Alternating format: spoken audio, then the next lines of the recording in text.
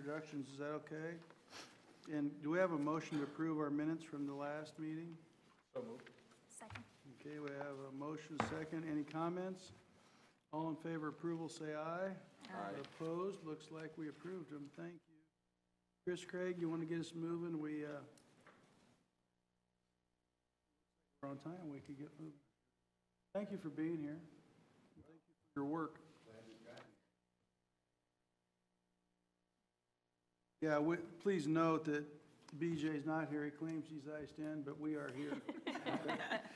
So, We didn't have any ice, right? Feel free to take yeah, we'll be teasing, until this plan's done, BJ's gonna take some hits on this, in public and private forums, okay? So, let the minutes show that certain trailblazers, the most robust and hardy members of the committee were present, okay? I'll be sure to capture.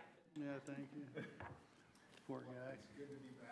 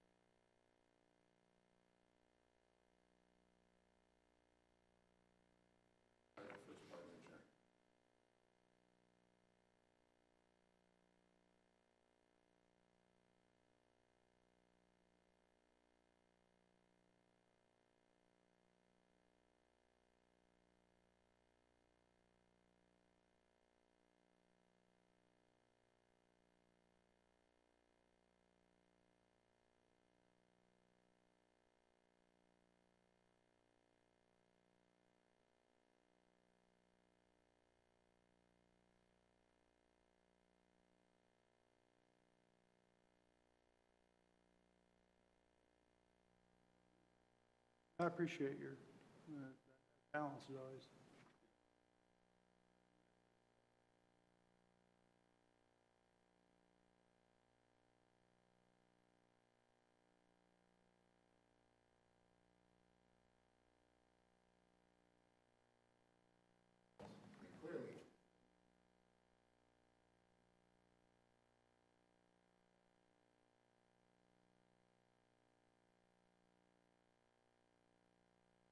Those belong to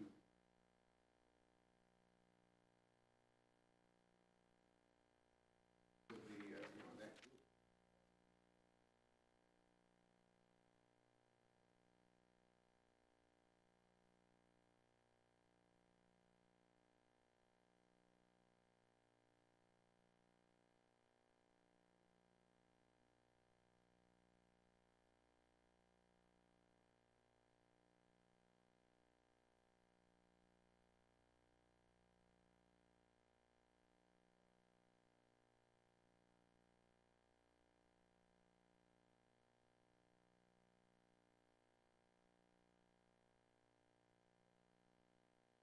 group. Those people will help you.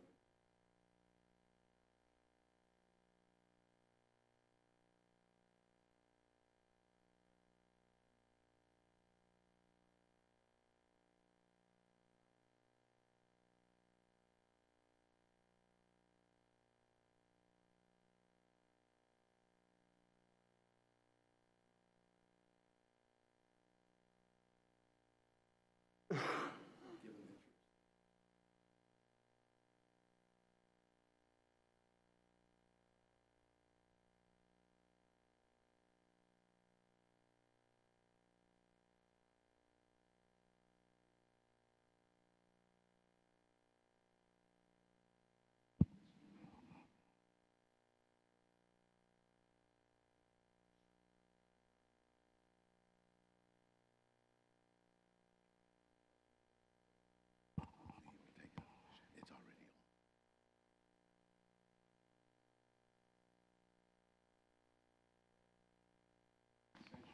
Spread there. That's really what we're. I don't know whether it was on or not. All right, good. So that's where we bring in the extra people. So, you know, we're going to need some content experts, and ultimately you're going to need some people who are going to make sure that these projects get carried out, project managers, data specialists, to help you with the information about leading and lagging indicators and that sort of work. So that's one of the things that we really have to look forward to pretty quickly. So what we're going to suggest, and a technique that we've used a number of times in other areas, is to create a team to focus on each goal. And what we've generally done is have a member of the executive leadership of whatever organization we're working with become a champion for that individual goal. In this case, since the articulation between the Board of Ed and the Department of Ed is so crucial to making this whole thing work, we're also thinking of suggesting that an additional sort of champion or sponsor, we can worry about the language of this, from the DOE executive leadership, partner with the board champion so that you have automatic articulation there between these two organizations in terms of running this. Then we want to look for subject experts either from within or without the DOE, and depending on the individual goal, that's going to, you know, different people will be involved. And probably someone from the board staff, because there's going to be a lot of logistics and record keeping and work to be done here. And we're suggesting that these goal teams are going to be very helpful to you in identifying strategies and leading indicators, and also to look at those goal teams as an organizational piece that will concentrate on implementation, moving this thing forward. No, you aren't interrupting, because I was about to say It comments, occurred to me when we were on the phone the other day after I got off, and then I saw the material. We have the powers of board to create standing committees. I don't know how I would articulate, but I have a sense if these probably even put the policy and some of the laws, et cetera, we have to react to under these, call it a rubric, if you don't mind, a framework, where the various committees been on the board for quite a while, and we've often talked about getting some committee action where a group could develop some expertise in shepherding, called the big rocks, the things we really want. You have any experience with that, where people would make these goal areas their standing committees of boards? There have been some boards that have done exactly that. Yeah, the board. It makes it operational, I suspect. It makes it operational, yeah. I think the tension, I've got this microphone on me, but the tension here has to do with, these need to be working groups, and, there is clearly some logistics in having several board members coming together, which is frankly, one of the reasons that we're thinking about a single board champion. You may well say, well, we don't want one person from the board, we want 2 people on each goal, but I don't have to tell you what the logistical changes that is in terms of getting these groups together and doing that work. Well, with modern technology, I don't know. Yeah. So it really is, in a sense, this is a board policy decision or a committee policy decision. At least one, though. You want a board champion, and then... Absolutely. Absolutely. And, and our general structure says that having 2 leaves a crack, right? So having one person who says, I am 100% overseeing this particular goal, where the buck stops. And that's one of the reasons why we tend to have one goal champion. There's no reason not to have several goal champions, especially if you've got some sort of procedural way of handling this through the committees, then that could make sense. But again, the point being that as a board or as a planning subcommittee, you're not going to get this work done, probably. And in fact, we're not even sure. And another thing the board should think about is in terms of this process. How does this process keep going? Does this committee here have expectations for work beyond the completion of the initial balanced scorecard? And again, our message to you is that without this implementation focus, a lot of the work that we're doing right now will be for naught. Well, a very preliminary thought on my part, then, as we think about this. If you had at least 2 board members on each goal, it also helps if one...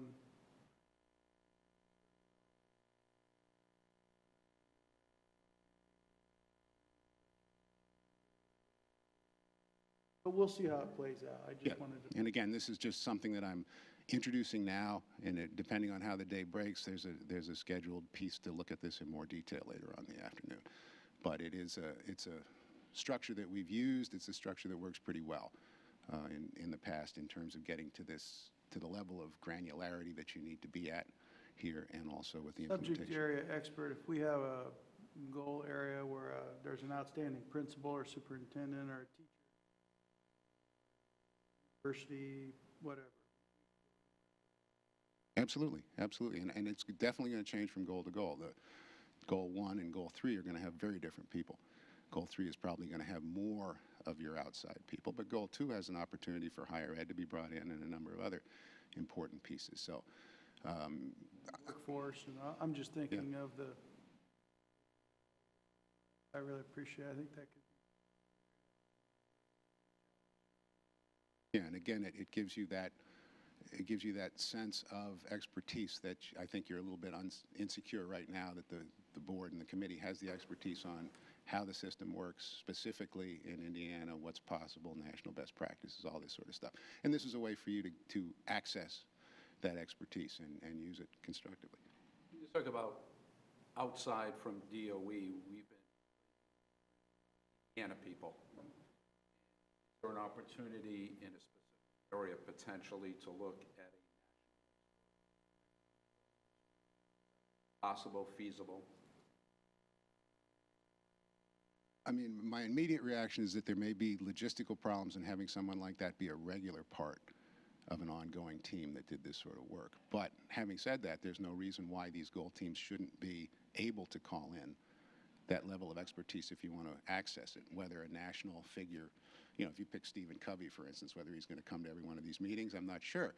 But who's Stephen? He's not going to come to the meeting. Well, I mean, if he does, it'll be like a seance thing.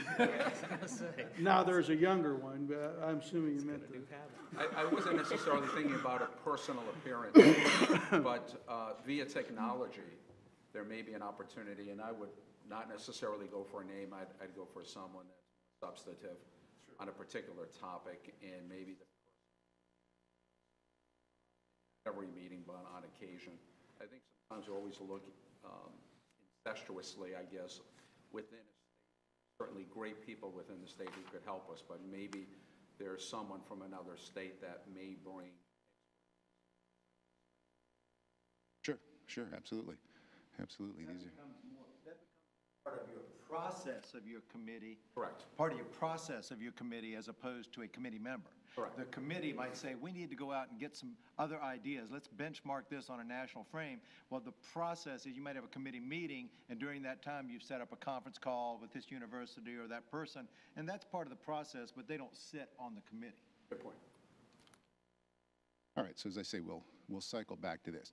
So right now, what I would suggest is that let's take another pass through the mission, the vision, the goals, and see if we can move towards a comfortable consensus on what's going on. This is the latest mission statement, and incidentally, you all got the document that we sent a while back, that longer document that tries to sum up everything that's going on.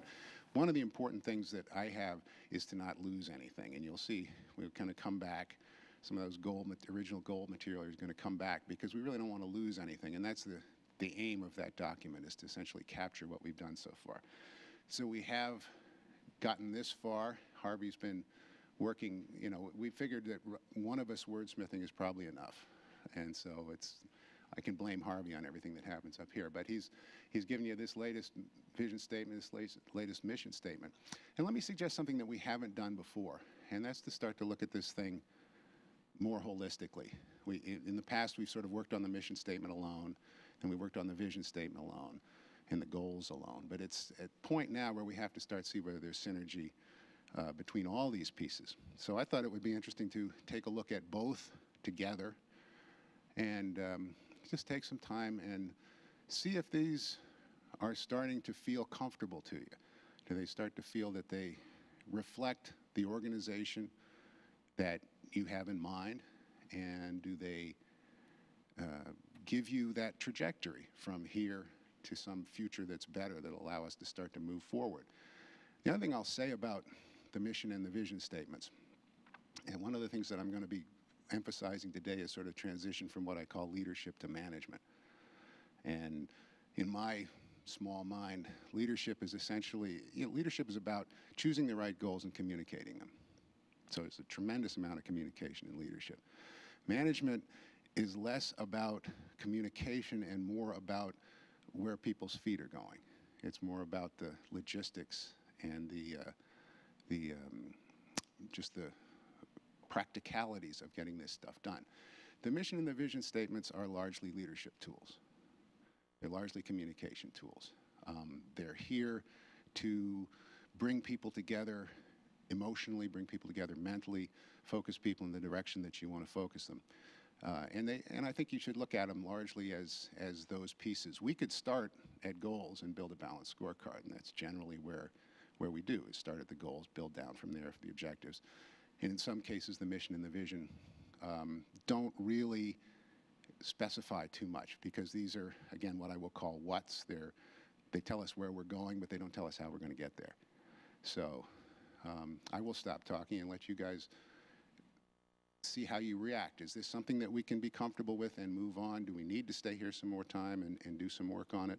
And that's entirely up to you all as a group. Really want to select one of these. You want the Yeah, whole both thing? of them. Mission's the top, vision's on the Yeah. bottom. Yeah, Right. so I'd like to get to a single one. We are there now. We've kind of eliminated So the pairs. this synthesis you have, you're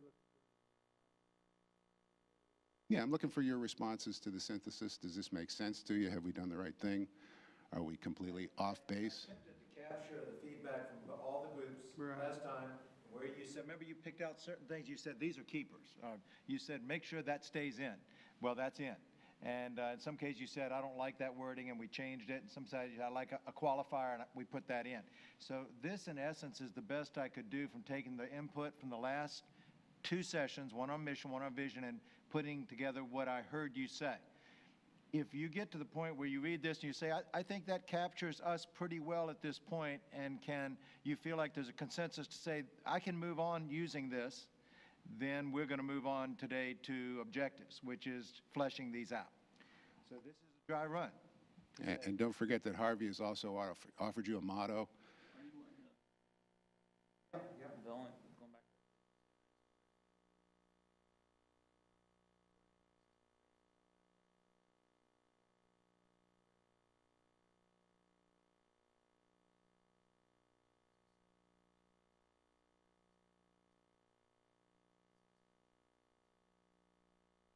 That's just a suggestion. And Say put college and career readiness. readiness. Yeah, academic readiness. Or relentless Right. commitment. And then it's just, Got it, thank you. I like how it flows, because I think the mission flows right into the vision. Up with pathways, and we start off with that, in the vision. So I feel very comfortable with what the components that are in there now. I like it too. I like the fact that it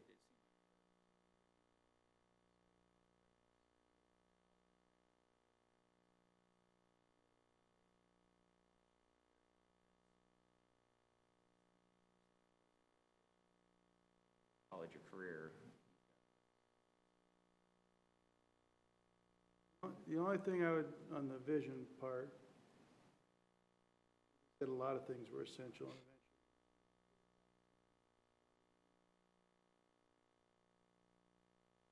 Our students are going to live and work in a global economy.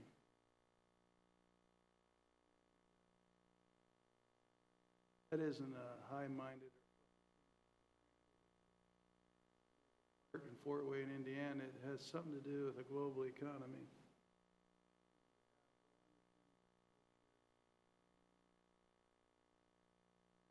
World.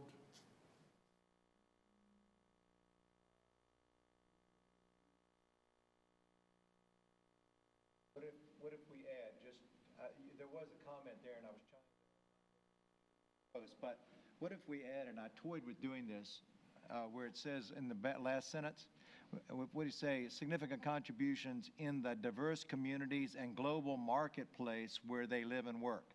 I started to put that in there. Would that meet your need on that? Yeah, I like I it. like marketplace too. I thought I started to put that in there, and then I said, well, I didn't want to try to overstretch. But if you like that concept, Global that's where I marketplace. would put it. Yes, there are historians, interestingly, when Renaissance and they started travel and trading, that actually developed when they started going other places with markets and where higher education. It was a Yeah. University is interesting. So the marketplace and learning are inextricably intertwined and prompt one another, frankly. Well, I like that because at one point we talked about tying economic prosperity to an outcome, in the state, that is, for education. So I think I started to put that in, and I kind of like it now that you've mentioned it again. So I would change that, and I would send it back to you, adding that right after communities and say, and global marketplace. It's not too wordy, and we all agree. I'd prefer it. Okay? And the other thing, and I'm adding words, and I usually like to get economy. Mission of pre-K and K-12 education.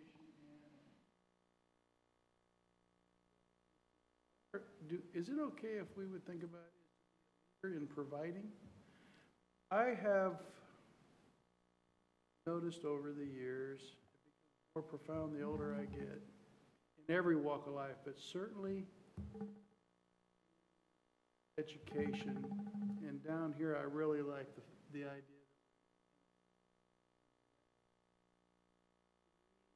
that always where the leaders are, things get done.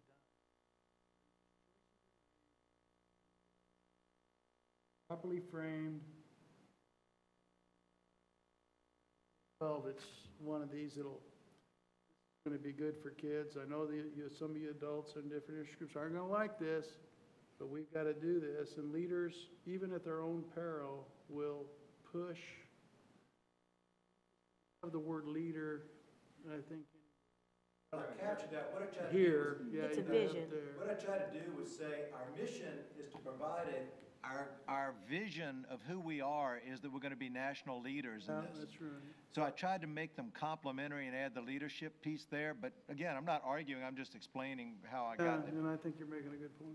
I think, just to kind of echo, because I agree with what you're saying, but I think the conversation we had when we initially started this was that we want to make sure that the mission stays focused on the kids and the Correct. educational process.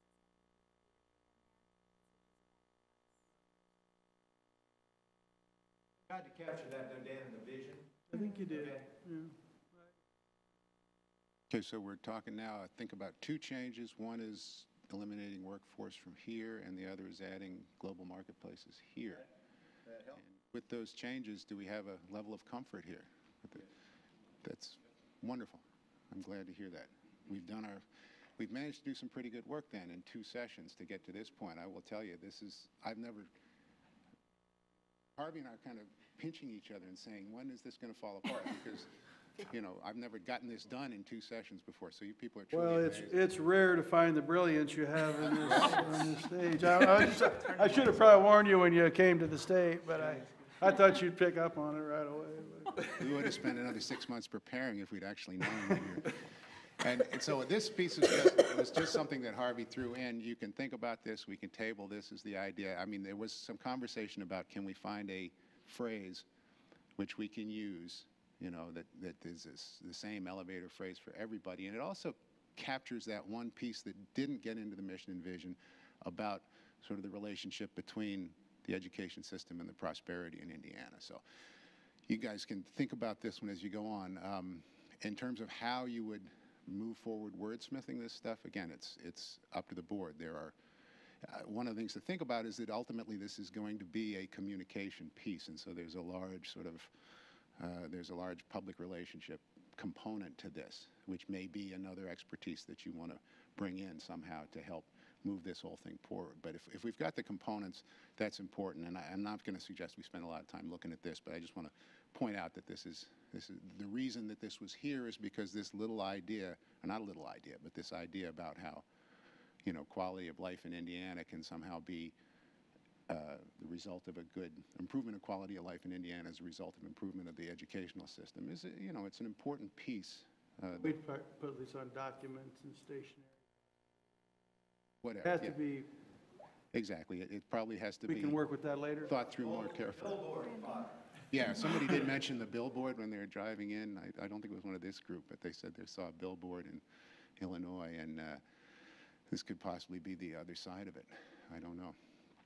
All right, so goals are the next piece that we want to take a look at. And again, I will, remind you the same thing, that we don't need to be absolutely right here. What we need to do is have the right concepts in place.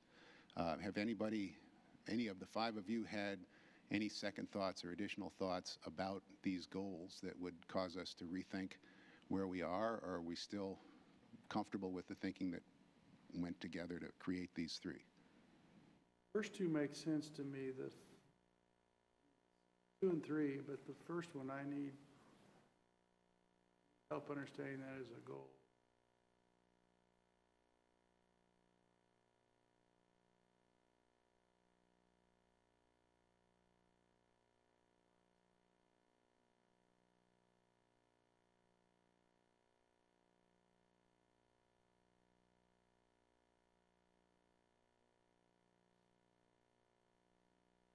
I understand what that means, but I don't understand it in this context. And achievement, outcome, ability is a way of life. So I have an intention we all have. We don't want quality education. We want it to be accessible. That could mean a whole bunch of things. It's about having clear goals and measurements. First one is just fuzzy to me. I think if people read it, they'll have all sorts of understandings. The second one's very clear. You want great teachers, principals, superintendents, even board members. Third one says this is a team sport, and unless we create a culture where the baker and the banker and the mothers, fathers, grandparents, everybody in between is on page. All the extra effort, here we'll do homework. Tech teachers will, principal sets direction, let's get in behind. Page, and the research backs it, and the research backs too.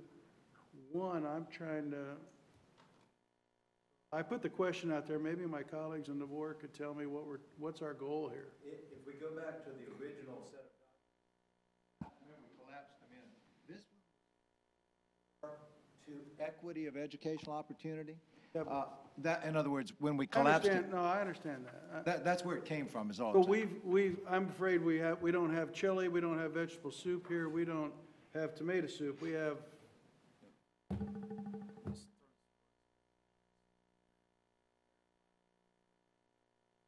agree, as I'm looking at it now, and you're saying that, I mean, I can see how the outcome, accessibility is how to get there. Maybe there's a way.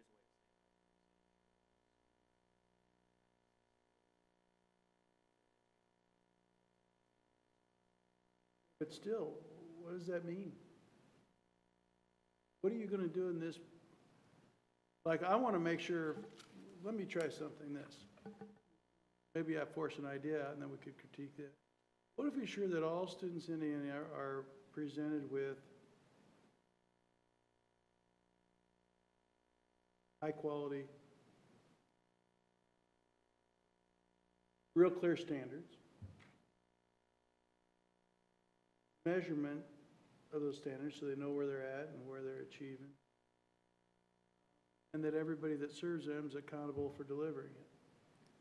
Now I'm getting to, I don't care where you live, what your background is, whatever, at a high level, whatever your talents, know how well you're achieving against that level and progressing every day, every month, every year. People, the adults that are paid to work with you are accountable for delivering it. Now, I'm starting to understand it. But, Sorry, I don't go want to. ahead. I think where this came about was we almost need to go back to our objectives and then work backwards. This goal number one came about as we were looking at what we bare minimum had to have inside our balanced scorecard. What are we going to hold ourselves accountable for at the end of the day? And then we went back and made this goal work as an umbrella to fit those things in there. So I think that we need to back to our objectives first then before we change much about what goal one is stated as. Whatever we put there still fits what we require as part of our plan. And I was going to say that number one goes back to that essence of students. Right. Number one goal is like paramount to be sure that this is the reason why we are doing what we're doing, is to be sure that kids have access to whatever the resources might be. That we have achievement goals and growth goals that are there, what we want students to do, and then have in place a mechanism, a system, so to speak, to make sure that it happen. So I see number one as like to having that happen. You can have the highest quality teachers in your school. Have a system to work with that allows them to do what they need to really do with kids. It isn't worth much. It isn't What's worth that much for system? number three. Talk about the system. What do you mean? The elements of the system? Well, accessibility for educational opportunities. So let's just take one area. So if all students, and I'll just take technology just because it's easy to talk about. If all students in the state of Indiana have Wi-Fi at their school and access to devices on which to gather information, no matter where they go, no matter the school system, no matter where they go, if all students should have that, then how are we going to assure that happens? Because right now, part of the issue is we don't have a level playing field. Many of our schools, kids are not given the opportunity in many of our schools to even have resources where they need them. And so as a state, if we want all students to be able to excel, we have to also make sure that we've got something in place to make sure happen. So we have to have mechanisms in place to get support, to get things going where they need to happen. Let me stay on your topic here, because this start making it concrete for me. For instance, I like this in terms of its intent. But I also want to create a goal that this board, so Wi-Fi could be a tactic. I don't know that is nearly as important as having a high-quality teacher. I wouldn't be against it, obviously, but we are not in any way go around and say,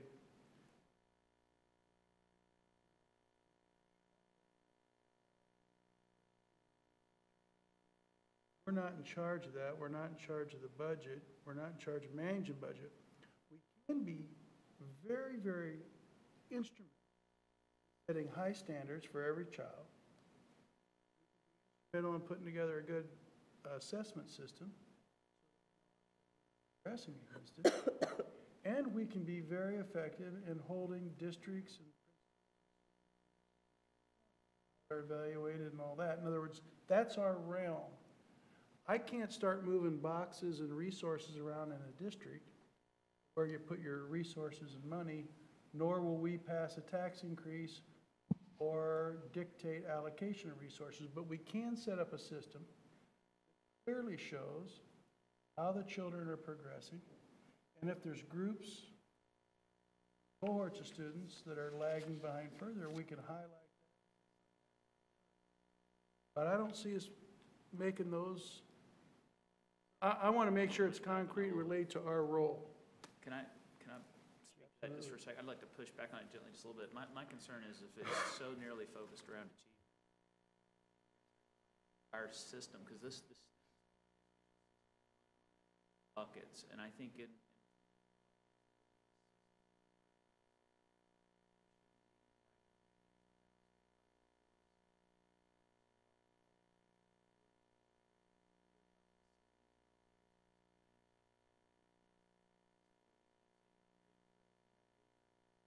levy, do this, that, and the other, but I think what we can do is create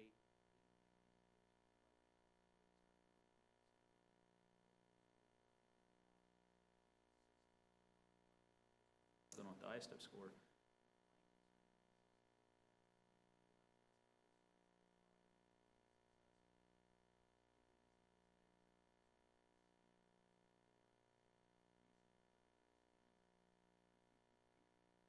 Aren't equitable around the state. That's common around the state, but it's not. Direct that district to do it, but I think.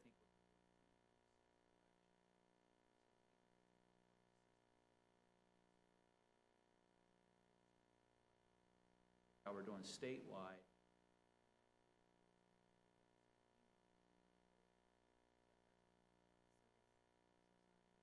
Go ahead, Monica. I was going to say this is further conversation on what I brought up at the last board meeting when I talked about school improvement. Our school improvement process can literally drive this. And so when I talked about having an electronic template in which we actually collect information and know statewide, so let me give you an example. So if we are able to break out the school improvement components, and there's many components, there's safety, there's discipline, parent engagement, there's community involvement, there's many components and facets of the school improvement process that we look at. But what we've not been able to do, which is a systematic approach to being able to address these issues, is we've not been able to see where the needs are. They submit a report, it sits on a shelf, you have to go through every single one to gather information. So for the first time, we're going to be able to actually break it out. So in my example of technology, for instance, we will know for the first time which schools do not have technology infrastructure in place to do what all students should have access to. And I think that should drive legislative action, conversation. It should drive grant writing that you might do in regional pieces. I'll give you an example. We have a U.S. agriculture grant, not education, an agriculture grant that's putting in Wi-Fi to some rural areas, farmers, but also to schools, rural schools. And if we know that we have more need like that, we could expand those types of grants, look for those types of opportunities. If it's more district, local kind of issue, you know, then you're talking to decision makers in the community. And we need to talk to decision makers in community. We've got accessibility for all the kids, no matter where they are and whatever happens. We have great diversity and disparity in the state of Indiana. And we have to have a mechanism for knowing what their needs are and knowing how to address them. And I would say that school improvement, already a mechanism in place, statute, that we have an opportunity to make it work for us, to really see what our schools need, to really move forward with that. It includes these kinds of pieces, and it can drive what it is that we do. So I just want to say I really feel strongly that we have a way to make it happen. We need to actually do it. Just echoing what you're saying, I think if we think back about our initial conversations when we started this process, we very clearly stated that our hope is that we create this at the state level, and that ideally we get down to a point where districts are using Correct. the same process and the Correct. same format, and schools are doing the same. I think in order for that to happen, we need to make sure that this isn't one more thing that they have to do. Correct. That it needs to mesh with what currently exists and what needs to be done at those levels. So I think it's important that, whether it's worded that way or not, the components, I think, need to be there.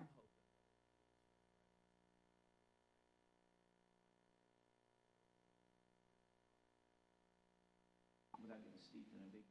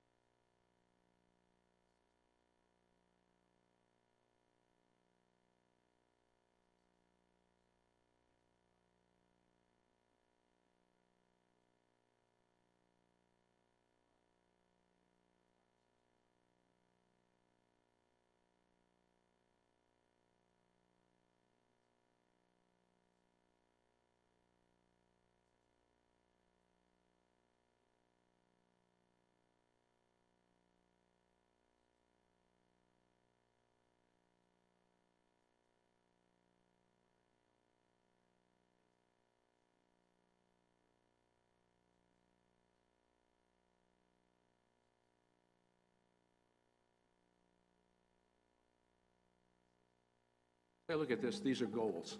Right. These are placeholders.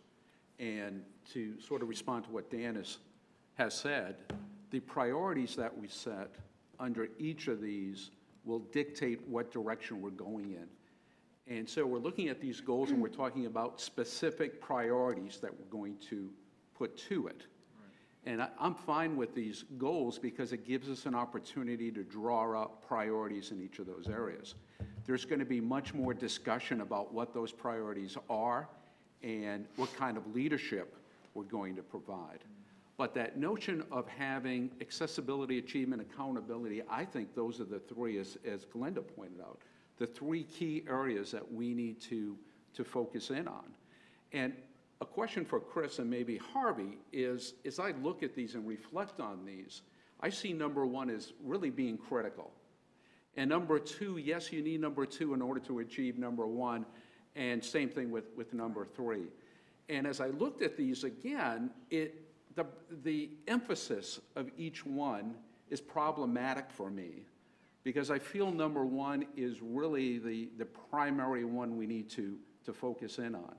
So could either one of you speak to that emphasis? If we have three, is it assumed that all three are of equal importance, or how do we communicate that to the public and others?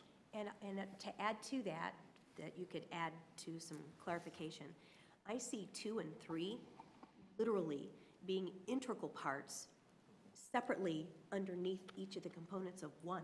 Correct. I That's- see Right. them being integral to making anything in 1 happen.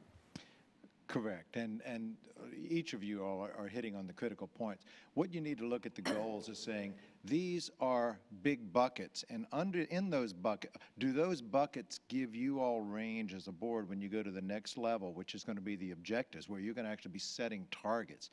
Can you capture all of the targets that you potentially want to have in your accountability system under these buckets? Now, if these buckets do capture that, you're going to be able to underneath, when you start defining those objectives, which is our next activity, you are going to give the specificity to particularly like Dan, like that one under accessibility. You might not know what accessibility means, but when you start looking at the objectives that you hang in that bucket, people will know what you mean. But Because Harvey, I'm going to interrupt you. Go right ahead, no, there. go ahead. If someone reads your goal and they don't know what it means, it's not a good goal. I would say that 30 years ago when I knew everything, and I'd say it today when Yeah. I know very little. I mean, I don't like that. No, no. So I want some goals we know exactly, well, Yeah, right. the vast majority of people read it and say, I get their goal. I'm going to get behind that. I'll put my heart and soul in that goal. Well, we'll tell you later what that means. You have to read down in through the fine print. No, I wouldn't, that's not a No, goal. I wasn't suggesting that, because for me, I think the idea of accessibility, achievement, and accountability, those, when I string them together, they make sense to me intuitively as they stand, without the other, but that's just me. I mean, go ahead. Just wondering from a logistical standpoint, and I don't know if it would even work in the format we're looking at, but based on what I'm hearing from everyone here, what if we were even to take the first part of goal 1 and make that almost as like a sentence starter for each of the 3 goals? So the first part, ensure that all students in Indiana learn through participation in an educational system characterized by : and then each of those as individual goes after. Because I think that first part of number 1, like Superintendent said, it fits each and every one of those. And I almost like that as kind of like an umbrella of, this is what we're doing, and here are the 3 ways that we're going. What would be the objectives under, I like that, what would be the objective under accessibility?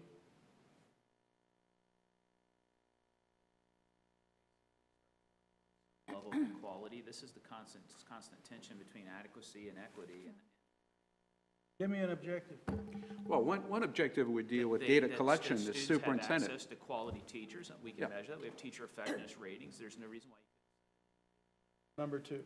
I know, but here's my concern, I kind of get where Sarah's going, and I'm wondering about leaving 2 and 3 as a siloed when they might be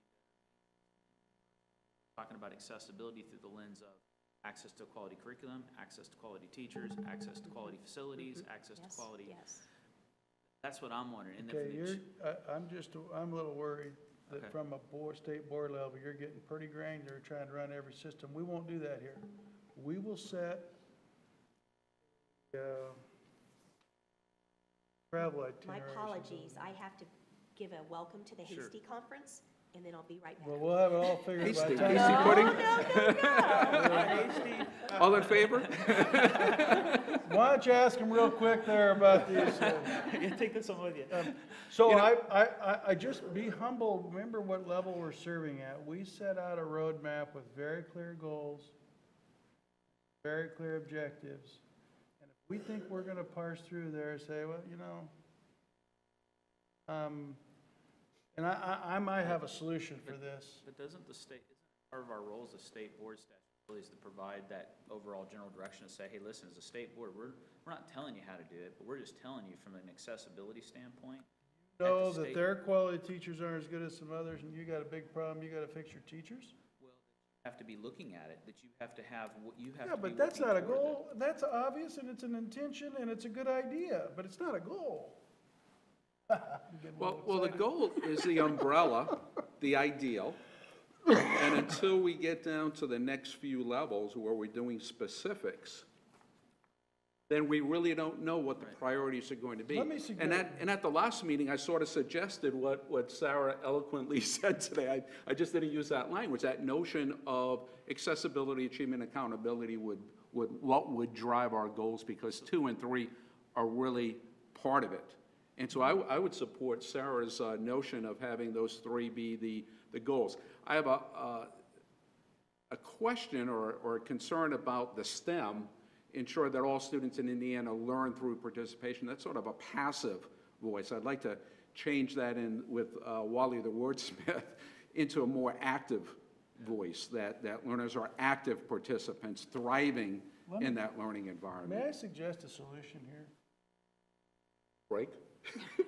No, we're not breaking until we get this, we're gonna fight, this is hand-to-hand combat now. Break at this point, you're on the No. don't break. No, we're in the middle of the round, we gotta get somewhere to say, give. Let me suggest something. I think we need 4 goals. Here's what I would suggest. Goal 1, if there's one thing we should do as a board, educational outcomes, a good way to assess them so people know, so educators can be better at achieving the outcomes, the educational goals. Now, we can't measure heart and every affective goal and every affective objective and the broader passion for learning, but we should have some basics, academic standards children meet. That's one of the best ways to get to equity. So we should have a goal, and I think the first one should say, Indiana will have very clear educational outcomes, standards, and a thorough system that teachers can use in helping achieve them and children understand where they're at. So I think there's one part of this where if you're not clear about that, you could have little Larry in a lousy school system, Gary in great school system, have very different goals. So I think as a board, matter of fact, doesn't matter what I think. The legislature and the governor thinks we're setting standards here. We get recommendations from a lot of people. And that we have an assessment system so people know where they're at. And we've learned more about assessment that when Sarah goes to teach every day, the assessment system should actually help her know, like flying an airplane, she sees the dashes. We don't just wait till the end, see if they landed and nobody got killed. We, along the way, want to know how the youngsters are doing in a classroom, in a school, in a system, state. Goal 4, why goal 4? I appreciate what you've all said. Probably is worthy of a goal. If we were going to do something, it should make sure we have very good information so that the effectiveness of your school improvement plan, you can juxtapose your growth and improvement. If each tries to do an information data deal on their own, it's very inefficient and ineffective. Plus, if you had a really good and robust information analysis gathering technology, equity problems in STEM with male, female, or white, black, Hispanic, majority, it can scream at you, and that would be a good service from our level to a superintendent. They think they're doing pretty well. I'll say I'm one of the most affluent, I won't put a name on it, I'm most affluent school system. It all looks pretty good, except for you ought to know that there's 3 or 4% of your population are achieving a very different level. They're from a certain neighborhood, blah, blah, blah. Because this is for every child, all children. Look at their school improvement plans. We can actually give a board, a superintendent, and principal timely, well done, in a form they can use, where you could make sure that if there's accessibility or inequities, that people actually see it. We aren't going to order Wi-Fi in court in Indiana. Right, I agree, and I'm not suggesting that. Well, By the way, that's unfair. I'm taking Right. one example. But I do want to ask for clarity, just so because we can work through the language. I just want to ask philosophically, because I heard you say something, I may have misheard you, and I just want to make sure I'm on the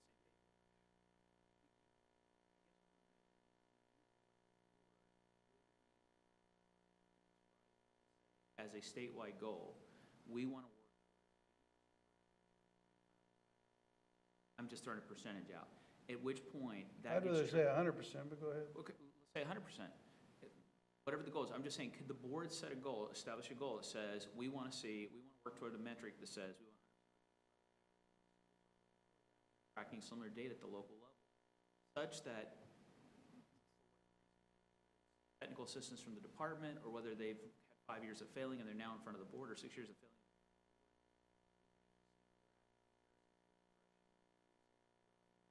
I guess I want to know that philosophically we can do that, because with each of these, no matter how I thought, I was, one point, I thought I was hearing you say, we can't target they're shooting for, and I think we can, in the same way we say. Oh, for no, student no, achievement. that's a whole different, no, I think we can. Matter of Okay, fact, that's why okay. I'd like the goals to be clear, so we could, I'm just saying that I think goal one, or you could put goal one as there is a role.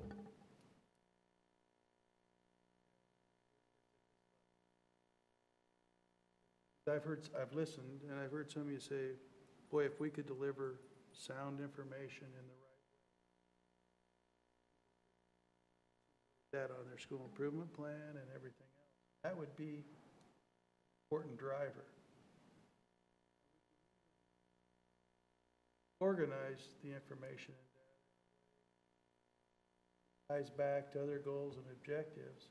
In your instance, Brad, when you look at the highest performing schools, you'll see direct correlation towards the percentage of teachers high performance. You may want to take your limited resources and pile in there. Or every one of the high-performing districts has Wi-Fi. You do not. You better pile in there. You better get yourself Wi-Fi, whether you get a grant or whatever. We have some ideas where you can go. So I like, frankly, around data, but I would not feel good about being on a board 12 and the mission and vision doesn't say something very clear. Putting in an assessment system so people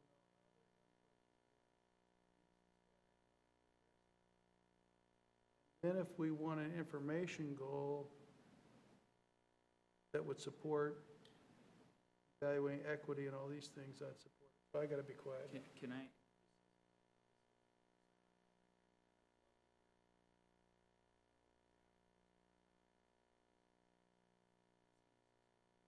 I agree with that. You have to have a focus on achievement. What I liked about the last conversation when we were together, and we took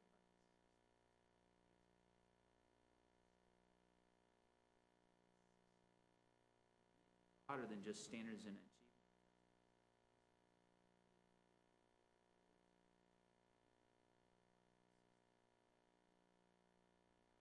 That typically in the school.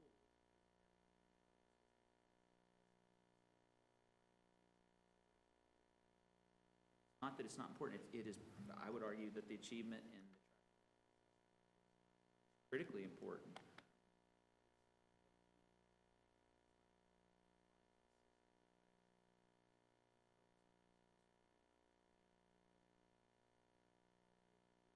Looking at. I don't disagree, and I have a response, but I'm going to hear from my, Well, the wisdom of my just to make colleagues. a comment on that, yeah, you're right. The system includes probably thousands of variables. What makes a quality school? It's much more than the academic tests they take. Right. And that's one of the issues we've discussed with ISTEP, is that a really true indicator of a quality school. However, how far are we going to go with this? This is a living document, as I understand. Priorities are going to change over time. Maybe the next board will tweak it in a different kind of way. So as Chris, I think, said this morning, we're not looking for the perfect strategic plan. We're looking for a quality plan that we're happy with. I think there's so many things we could put in here that we could spend the next several weeks talking about this and trying to get everything in that we want. I really appreciate Dan's comment about setting high-quality standards. I don't see that here. And so my suggestion, maybe we go with accessibility, achievement, accountability, and something related to high standards. And with those 4 goals, I see this notion that we're talking about of data-driven decision-making that could be embedded into one of these goals. Could I reflect? Oh, go ahead. Sure. No, no, not yet. Harvey, I'd hardly ever say that to you, but let's, Sarah, do you want to comment on that? You guys are paralleling everything that I agree that we have to have ownership when people look at these.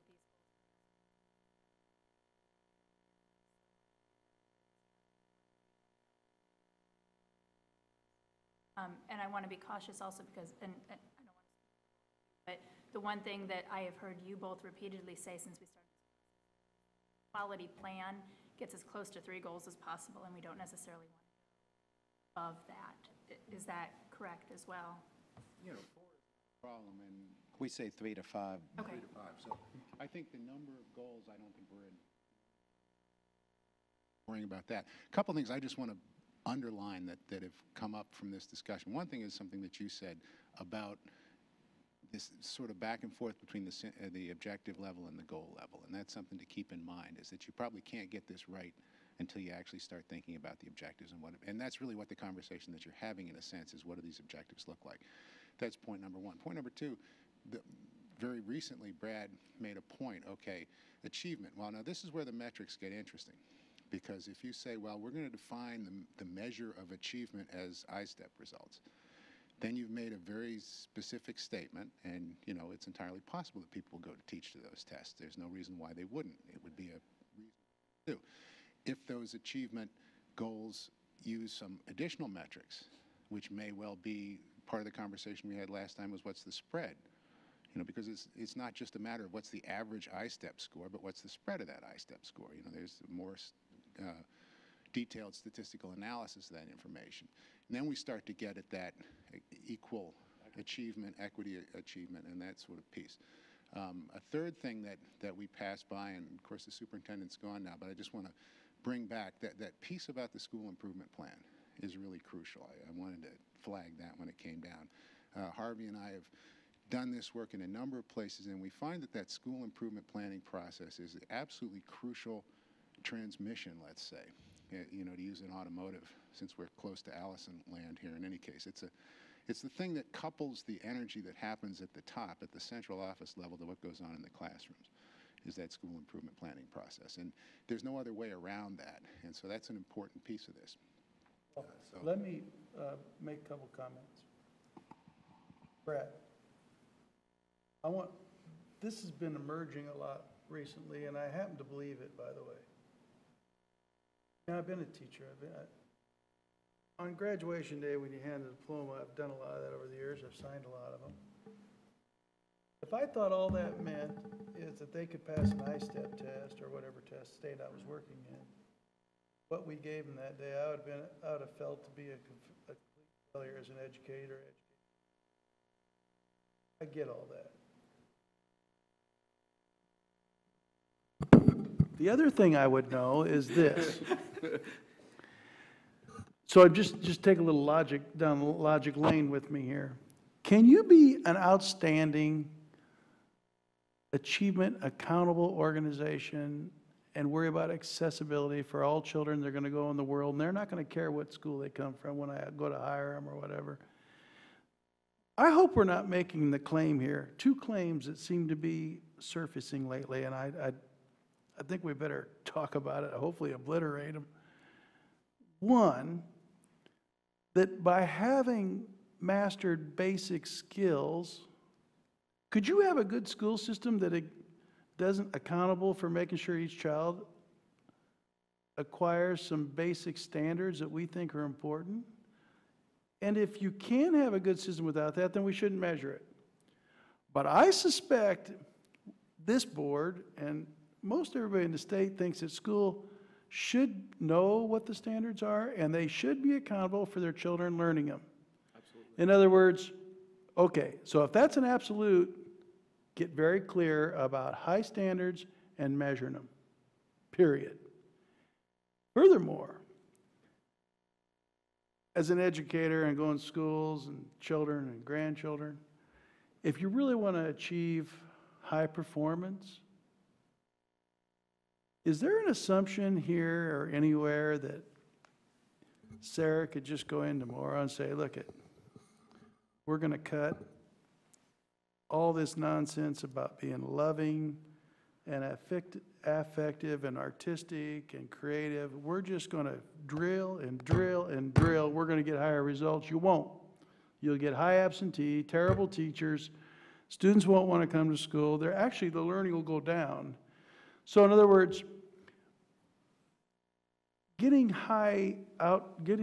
excellent outcomes in teaching is from paying attention to all aspects of the child and the system and the process and the school environment. It's not by focusing more on them and reducing a person to knowing 20 facts at the end of the day or week. I mean, I think you actually get higher outcome by taking a look at the whole. So my point wouldn't be to reduce to a test, but I don't think you can have a good system if you ignore standards. And the best way to drive standards is to look systematically at the whole child and the whole environment. So I just want to check the logic on it, because the logic, you can't have a good system without standards, and you can't achieve high standards by focusing minutely on the standard. You focus on the whole and the standards go up. You and I completely agree. I don't disagree with that one bit. You have to start with the standards. You need the best standards you can get. You need a very responsible assessment system and a way to measure that, and you have to hold people accountable. All I was trying to interject was that when we were looking at this goal last time, I saw an opportunity here. And I saw an opportunity as a state board to say, you absolutely start there. But I would submit that what is happening right now, as I'm in schools and I'm seeing this, is that we've been moving along this line of standards, assessment, achievement, and bringing a focus to that. I think it's very important that we didn't do for a long time. And whether people want to be critical of No Child Left Behind or critical of what we've done, there's a whole lot more conversations happening in schools right now about meeting the achievement needs of a child. I think those are great. I don't want to take anything from that. But I am also of a belief that our issues right now that are keeping some schools from achieving are not all pedagogical, they're highly relational. And they get to metrics that aren't as easy to measure, they're not as clean as measuring getting an I-STEP score back. They require looking at other things within the culture of the school. And while I agree we can't mandate a school do something, I think we can influence the kind of things that they're looking at to broaden the scope of how they define it. So what's the goal around that? I really thought we were moving there, but I'm kind of like where Sarah was at. As I look at these other areas, when we get into this issue of quality human resources and the involvement components, I see them fitting in here in a way where we can define the system through the lenses of accessibility, achievement, accountability, without losing anything that you're saying, but simply by bringing strategy to bear and actually giving them some metrics to think about that we're thinking about at a state level. It might influence, they're starting to focus on that more.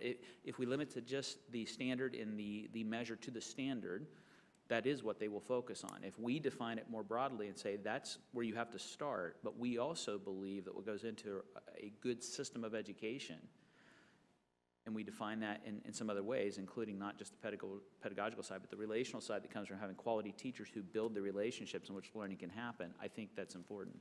I agree with everything I'm hearing, but I think we've shifted, and I think we're having an objectives Sorry. conversation. Yeah. No. I Even- think that these are all absolutely valid points, but I think that we've naturally moved ourselves into that next level. Yeah, even a metrics conversation, because that was what I was going to say in responding to you, Dan, is that what are the achievement standards that you're setting? As I say, again, if they're only I-STEP, then you have probably a bad system. But if they're I-STEP and a number of other things that you've thought through. Graduation, there's how Right. many, frankly, But we there's had them school before, somewhere along climate the as line well. last year and a half, we threw out a whole bunch. Are you getting high-quality certificates, are you earning, blah, blah, blah, we can retrieve those. But I just want to say, when you talk about accessibility, it may be a different goal. When you talk about culture and system, for instance, one of the things we found out when you did school takeover, I don't think it was readily apparent until we got in the middle of it. Taking over a high school may have had to have happened. We decided it did, and we're trying to work through it. But it was very clear that if a system has 4 or 5 failing high schools over 6, 7 years, over the high school is like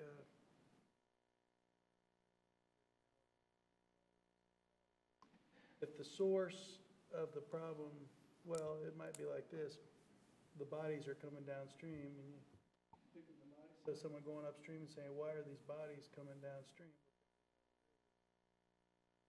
So I like system thinking. So high school's kind of the final node all along. They've been passed along, and now the high school. So I think there might be a goal around larger thoughts.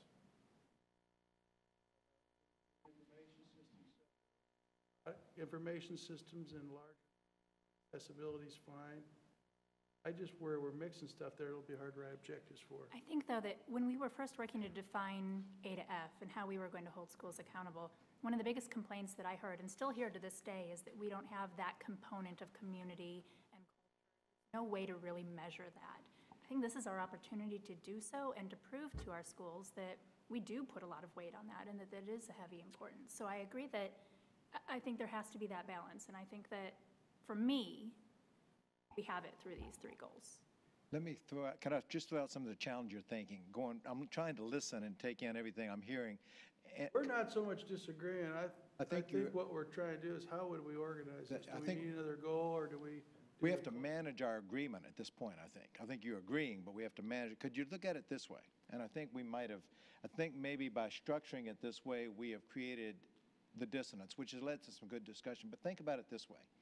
You see three concepts that everybody kind of likes at some point, or at least the question on accessibility maybe is a little troublesome. The accessibility, achievement, accountability kind of. Think of it this way.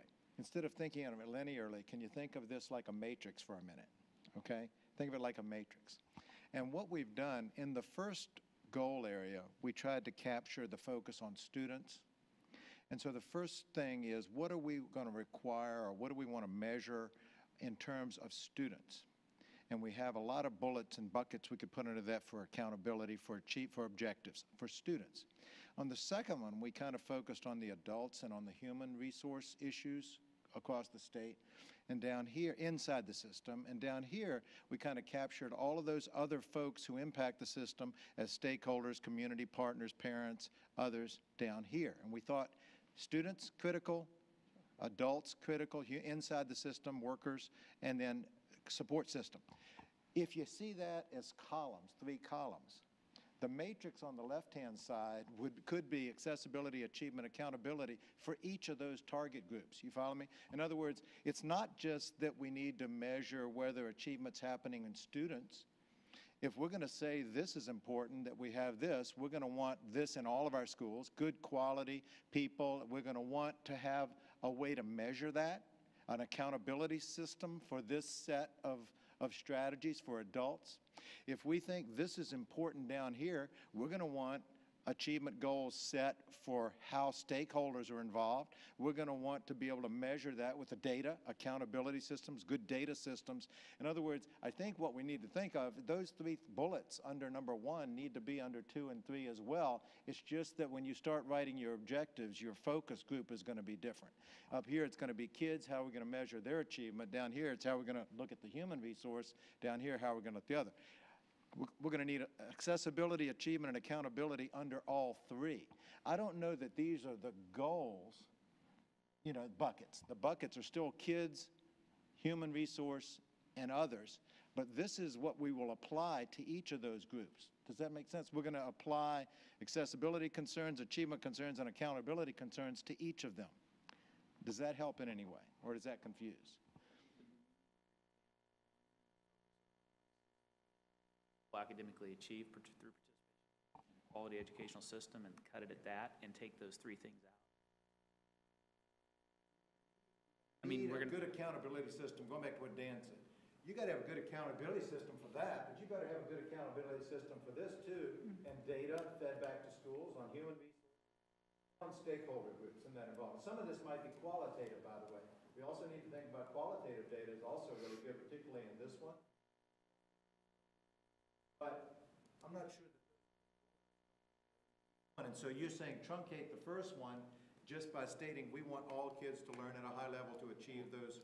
I'm trying to circle back to what Dan was saying. Do we need to rework one to make it an outcome? I'm not saying forget about accessibility. I'm just saying take it off there so we don't get focused on it and focus on writing it more so it reads more like an outcome like 2 and 3. I'm asking. So what would goal 1 say?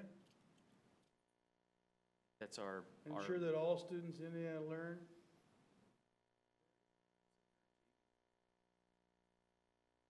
Because that's a clear goal, and now there's a whole bunch of neat objectives underneath it. But in a way, it's also, Sure help me, because right now, I don't, let me throw, by the way, if you have to do a deep, Harvey, love you. I like to say that, I say that to my children right before I say, and you're grounded, no. So what were you Say, gonna say? Say son, that again?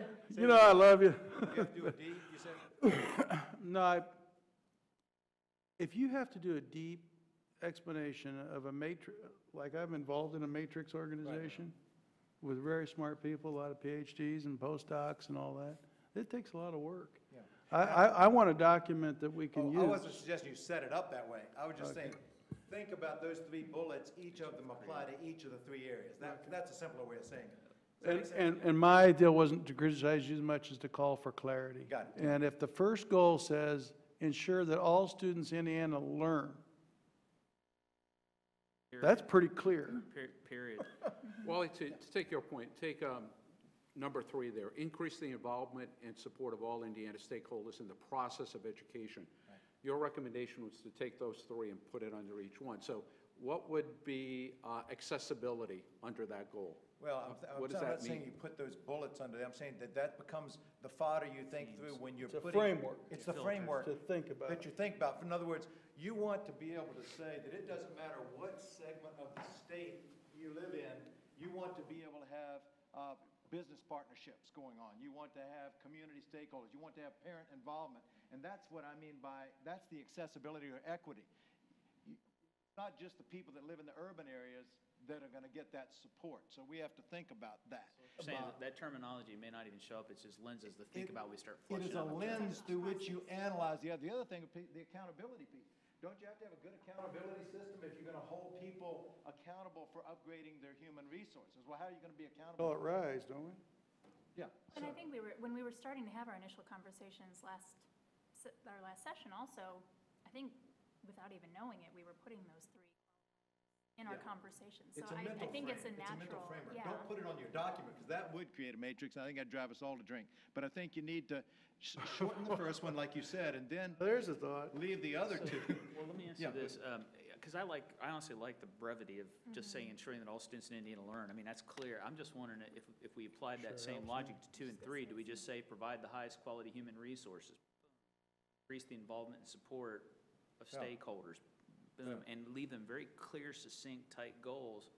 You know, and that's the other conversation we had. It's your genius, Chairman Elsner. I'm starting to feel it. I'm starting to feel it. I just loved our discussion, by the way. But we had discussed the fact that we want our stakeholders to be able to rattle these off and Yes, be able to know at all exactly. times. I want every teacher in every school to know these are our 3 goals. Truncate. now let And the me, more succinct we can We be, have the 3 more goals. possible to I help. like Every student in Indiana is going to learn. We're going to have high-quality human resources. Resources? educators. I don't know if we want to call our educator human resource, but we want educators. Increase involvement and support of all Indiana stakeholders. I think we're onto something here. yeah, and then your piece about achievement standards becomes essentially That objectives. folds into a lot of Yeah, places. becomes objectives to this, as well as your piece about information. Gathering information is going to have to be an objective underneath all of these pieces. But it does occur to me that accessibility, How many objectives are there typically under each goal? Again, 3 to 5 in that range. At that So point, it's possible that these 3 that are there, plus high standards, could be those objectives. So we may be doing 2 steps right now, I setting the think, goal. yeah, I think we then- are, and I think okay. through the rest of this Because process, we're going to be working at a number of levels at the same time, which is one of the things you've seen. I'm okay with making them simple. I just don't want to lose those 3 points plus high standards. And if we can just note that in the minutes, and that those might be the next level down, and then we can draw up verbiage to deal with that. We can be at that next level as soon as we leave this conversation. Okay, let's Sarah go. has a comment for that. So that's a good idea, Just, though. and someone just said it, but instead of human resource, can we change 2 to say provide the highest quality educational leaders, and that would include.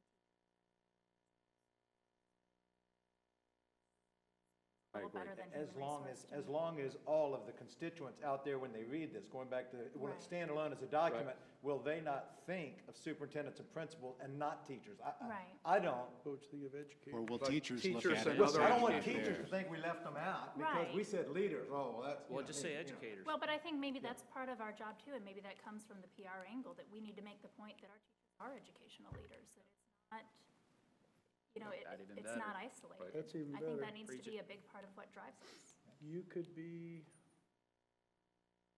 I like it. let's see how the people react to it, but I think you may be onto something. So we're at this point thinking about a first goal that says ensure that all students in Indiana learn. Second goal that says provide the highest quality educational leaders. And a third goal that says increase the involvement and support of stakeholders. I like it. Now, those are the big buckets.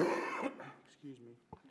Those are the big buckets, and so what will happen under those is you'll hang the framework for really how do you want to define that, the educational leader, and people will understand the definition of that in your vision when they see what you're going to measure under that. I think Right, we're so onto we could something. have categories, teachers, principals/superintendents. Yeah, and under the other one, Dan, you were talking about standards, and I agree, and so but all of you guys were talking about standards, but when you start getting at how they learn, one of your very first things you're gonna, would want to measure or gather data around could be a standards objective, which is where we're going to go next. An objective under that could deal with standard. Another objective, if you wanted to deal with safety, student safety, if you wanted to deal with facilities, or if you want to deal with anything that you all want to create an objective that you think would make learning happen, that's your bucket to hang that under. Does that make sense? If you want to get in professional development issues, you want to get into recruitment issues, you want to get into licensure issues, all that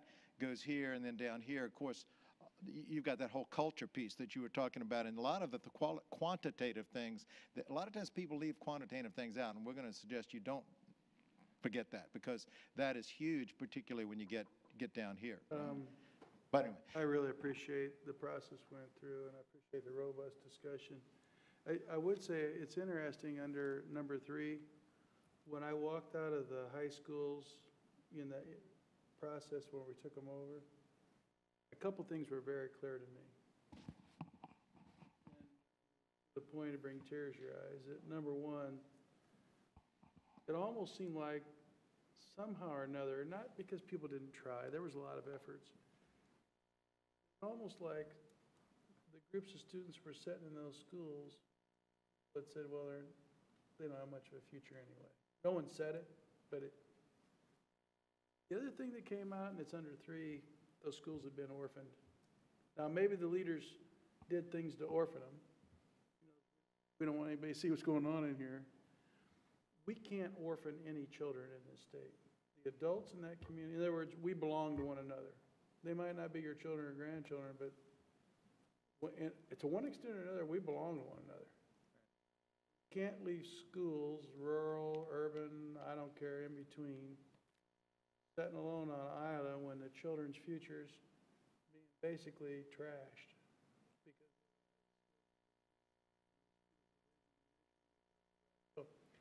I could see that framework that Dave says, keep in front of us, working under all of them in the right way. The right way. And the school improvement plans, frankly, if the community stakeholders don't know about the plan and aren't engaged in it, it probably won't be achieved. Yeah, and we have a lot of, when we throw phrases around all the time, like what gets measured gets done. But the reality is, Brad, going back to your comment about you might not be able to resource each of these things, but the very fact that you're collecting data on it and reporting those data back out, if you're a leader at a local level and you start looking and say, how come out of all the districts in the state, we're next to last on X? And X might be something that we're collecting data on down here. It might be a community survey of some sort. It might be some technology piece. What are our kids available to them in terms of technology?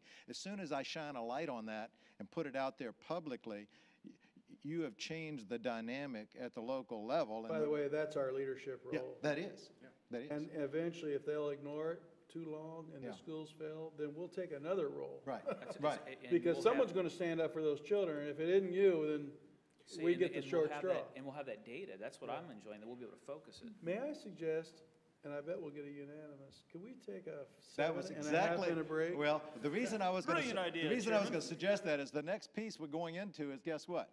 Objectives, and we're going to make sure that we start putting quality objectives under these buckets. And before we do that, I think you might need a break. Can I just make one comment, what Brad just said about the data that we share? There's a lot of disappointment in just sharing report cards of I-STEP scores. And I think we're moving in a new direction that hopefully, as a state board, we could share multiple indicators in addition to just the I-STEP scores. And I don't know what that is, but I think we're setting a framework and a foundation in order to really have the public understand where their schools are beyond the I-STEP Okay. scores themselves. So I'm very excited You're on the by this break work. clock now. So, okay, thank you. I'm glad you said I didn't want to lose that over the break. I agree with you, though. Okay. Well, I started at 9, and the B-Pro will go off, so now you have 8 minutes and 47 seconds. Run.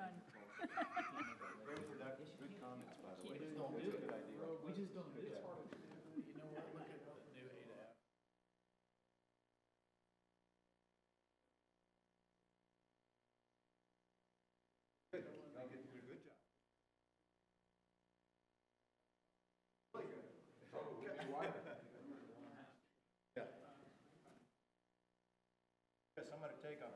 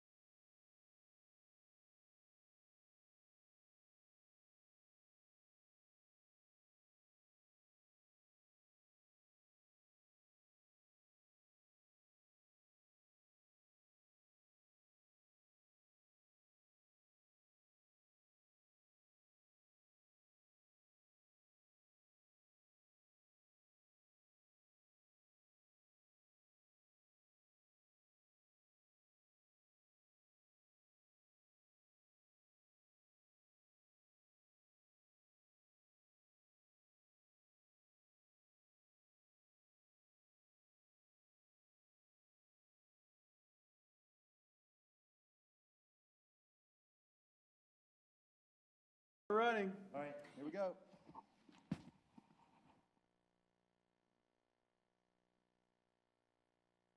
Okay. Let's forge ahead. Here's where we're going to go. Found a cracker on the floor. And as Chris said very ably, what happens at this point in the process, a lot of times we have to check ourselves, because what happens, we start mixing things here at this point in the process very, very readily. We start mixing objectives with strategies, with leading and lagging indicators and all of that, and we are going to try to prevent that from happening, even though it's normal that it happens. We're going to try to keep you focused as much as you can on this piece. We're going to be working on this piece over here called objectives. They clearly will align with the goals, and they will clearly point to data. They will point to data elements. But at this point, we want you to help you think about what, not how. So over this part of the process, if you find yourself talking and thinking about how am I going to get this done, maybe it's something with human resources, maybe it's something with technology, maybe it's something with setting standards. If you're into the how part, try to withhold that. Or if you have a great idea on the how, just jot it down, because we're going to get to that next. But stay right. Try to think now about what is it that we want to set as that measure. The how objectives will come under strategies. We talked to you about the fact that when you start thinking about any one of these areas, it really is some good mental activity to talk about what is it under this area that we really do want to measure. For example, oh, and there she is. She's back. In fairness to Glenda, should we recap, Dan, the decision we just made? I think you should be. Oh, okay. You told me you weren't going to do Well, that. I think you actually might We like all had this. our fingers crossed under the I table. think you might like this one. Do one of you all want to phrase it, or do you want me to try to do it? You want to try to do it? One of you guys? I think Sarah was the leader. Sarah, phrase. Goodness. All right, when you left, we were discussing these three goals that we had put forward, and as it came back, we made some decisions. Sarah. We discussed the fact that all of our arguments, all of our conversations back and forth, we're going into logistics of what each thing meant and getting into some of what we really would define as the objectives. So we talked about cleaning up these three goals to be very clear, concise statements that anyone involved in the process, down to the individual classroom, knows them and can state them off the tip of their tongue. So the first one was basically saying, ensure that all students in Indiana learn, period. So there's nothing else to it. Everything else comes through our objectives. Number 2, provide the highest quality educational leaders. And number 3, increase the involvement and support of all Indiana stakeholders. So again, they're clear and concise, and then we can develop them within our objectives. Oh, yes, this is kind of an important part. The reason we discussed getting rid of, in our goal statements, the accessibility, achievement, and accountability was because, in all honesty, we see those three components built into each of the individual goals. Those three parts are an essential element of making sure that we've clearly defined where we go with each one. So when we are going through and mapping out our objectives, not necessarily in a written format, but when we're thinking through them and defining them, we want to make sure that we're answering those three elements within the development of each objective set. So when you finish your objectives, thank you very much. That work? Does that make sense? Yes, it does. All right, so here's the deal. When you go to the point where I am just getting ready to launch right now, which is these objectives, and we start thinking about what are the tangible benefits, what are the areas. For example, let's take the one on educational leaders, because we've been talking so much about achievement. Let's go to another area. We're going to now say, Indiana we're going to make sure that educational leaders are in every building, in every area that we have at the LEA level, and at the school level. So the question is, if we wanted to define what that means, what do we want to measure to guarantee that that's happening? That's where we're setting our objectives. The what. What do we want to measure under educational leaders? And we made very clear that educational leaders in our mind are everything from the superintendent to the district staff to the principals to the teachers and everyone who works in that I capacity. wouldn't mind if you include a few school boards. And the school board, that'll work. That's a good idea. So the idea is we've talked about SMART, and what we want to say here, and we want to keep coming back to this, We want us now, at this part of the conversation, we have to write SMART objectives. We're no longer going to let you guys slide with generics, because at this point, you have to be able to write an objective that covers these 5 elements. Now, when you get here, this is where you're going to very clearly define the what in this objective. That's how you're going to know what we mean by educational leaders. When we get to stakeholder involvement and you say, well, what is it that we want to capture? It could be a survey piece of data, as we were talking about, Dan, a few minutes ago, that what we expect people to be able to collect. This is when you're going to begin to drive some of those outcomes, Brad, that we were talking about, because what gets measured gets actually focused on and gets done. The next one, this one here, the how, this measurable objective simply means if you can't figure a way to measure it, then it's got to come off the table, because we can't ask people to do something that we ourselves can't even begin to, with all of our wisdom and brilliance, we can't think of a way to measure it. It can't be on the table. So it has to be something that we can think of. Yeah, this would be a logical way to do it, and it wouldn't be, prohibitive for them to do it. The attainable piece is where you all have to use some real wisdom. You have to set an idea, given the fact that how much can we ask them to do? Well, let's go back to the example we said before. If we're talking about human resources, educational leaders, do you want to say on there that by X date, we're going to have 100% of our teachers highly qualified? I mean, that's a choice you have to make. Is that attainable, or is that number, should it be 90, or is that should be 80, or whatever? In other words, that's a judgment call that you all have to make, and that's part of setting an objective. You have to make a judgment call. Results-oriented down here. The idea is where you do have to establish the level of the end result. It's not a good objective if you're just going to say, oh, we're going to increase this. Well, if I just say I'm going to increase it and I don't have any end result that's results-oriented, I could go from 1% to 1.1% in an area, and I said I've met the goal, because I increased. Well, that's not a good one, obviously, so we have to have that. And then the last one, obviously, you all have to decide the length under which you're going to make this attainable. So if we can get these ideas of specific, measurable, attainable, results-oriented, and time-bound into each one of our objectives, they're going to be solid. They're going to be something that we can hang our hat on. Now, in order to get you to the frame of reference where you actually are thinking this way, I want you to get to a point where every time you look at an objective, you think SMART, and you say, no, that won't work. There's a piece missing. We have a little activity here that I think will be fun for you.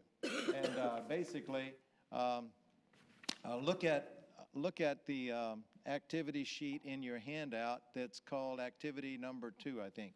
It's called objective activity. You'll see it in there. Yeah, is it in the, it's in the one with the printed cover? Paper clipped one, there it is. It's in the paper clipped one with the pretty cover on it. And it's called, it's not the mission vision, it's work session 2. SMART objective activity. What we actually did here is we actually pulled in some objectives that are in some other plans, and some of them may be SMART and some may not be so SMART.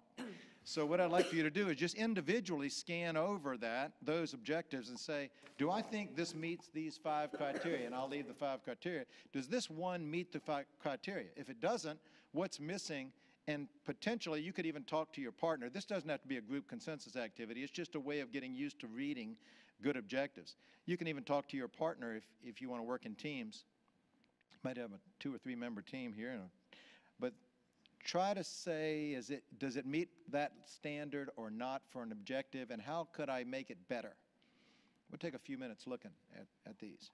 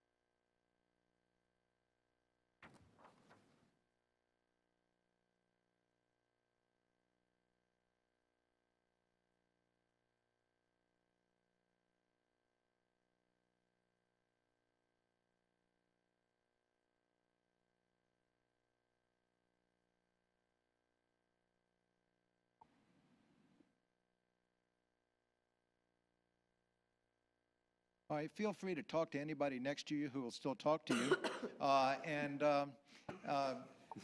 Just share. It might be a 3-member team and a 2-member team. What did you see on these? And share with each other. We want to get our eyes trained so we will never put an objective in here that's not smart. And I'm not saying all these are awful. These all actually have come off real state plans. I only changed the name to protect the innocent, so you don't know what state. And I made them Indiana-like, but they were actually from somebody else's plan. So talk just a minute with your partner.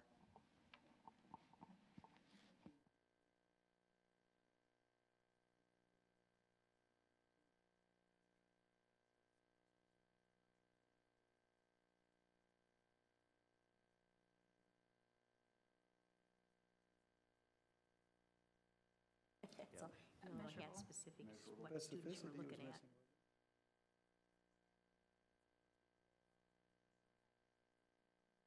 Answer Number if it's 3 was attainable, you missing. can't. So if one part's missing, you're Number 4 inherently is missing missing all of them. I thought I had to. Say, All of them on Time-bound. there, I thought. I Yeah, I struggle thought it with was that. smart. It's not really specific on how to get it done, it's just specific on what they want. If anything, I would have maybe divided it You don't know what into school violence separated is. I didn't SAT give and any ACT, specific, I but didn't give them any otherwise I thought it specifics. was. With All going right, to a I'll get different all type of components. test. I'm moving it over. I'm like, what is that? I agree. Is it attainable to get 100%? Yes, we saw this. I marked that as a Yeah. question, and then I,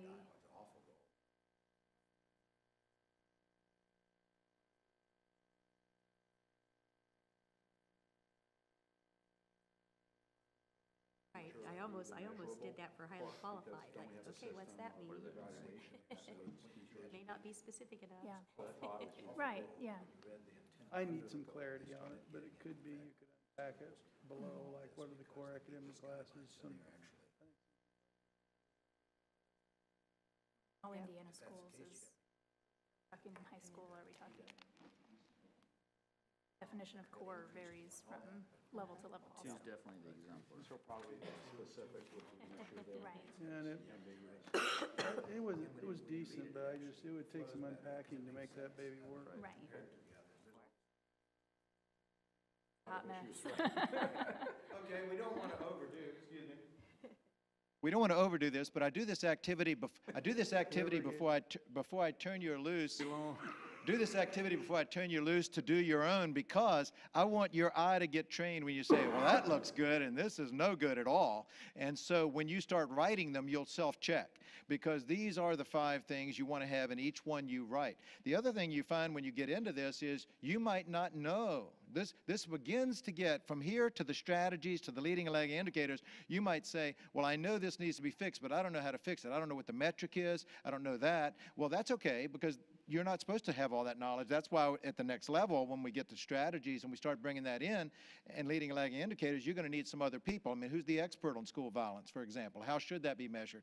And so that's when you begin to get these issues. But let's look at them. Clearly, what did you all think about number 1, collectively? Just to make sure we're all in agreement. What's it? Well, go ahead. Yeah, it's missing. Go ahead, whatever. We're just discussing Okay. that with a lot of these, if you're missing one component, you're inherently missing the rest. That Got if it. you don't have a measurable component, you can't answer if it's results or if it's attainable. Right. Right. Clearly not measurable. Right. Right. Okay? And obviously, the word increase is a kicker. I mean, no goal in its right mind would just leave it increase. I mean, you know, what's good? 1%? Will you accept 1%? No, not clearly. All right. What about number 2? Add all the elements. Okay. Whether you like it or not, it has all the elements. I mean, you know, I'm not saying you have to agree with it, but it is a smart objective. Okay? What about number 3?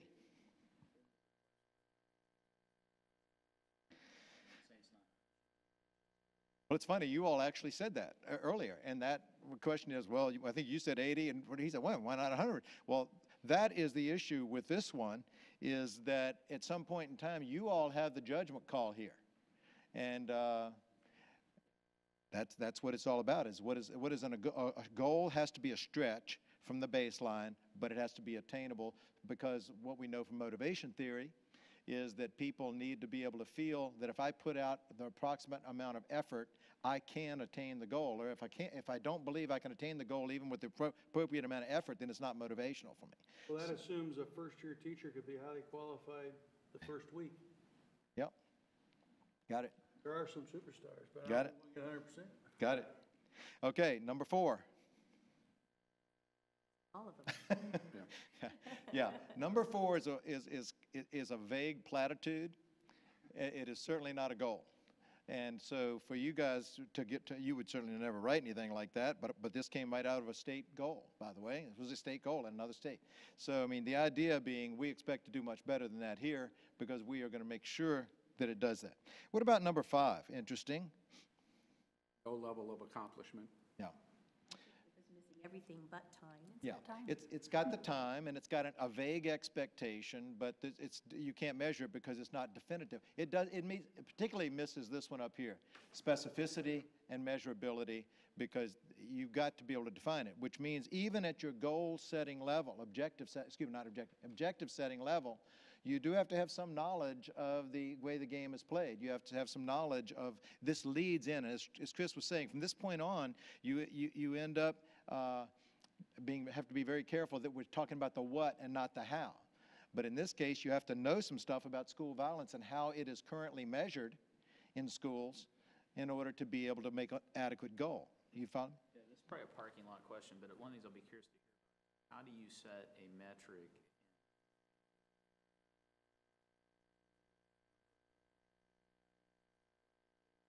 Excellent point. Excellent point. There are some areas that you might say, we need to be measuring this, but we haven't been measuring it, okay? There's nothing wrong with setting a goal where, you notice this one said, we're going to increase by so much over the baseline established in whatever year it is. Well, this might be a baseline establishing year for you all on an area if you've never measured something, but you think it's really critical. You will need to collect those, you'll need to be collecting some of those data. Now, another way to think about this, and again, I want to emphasize this.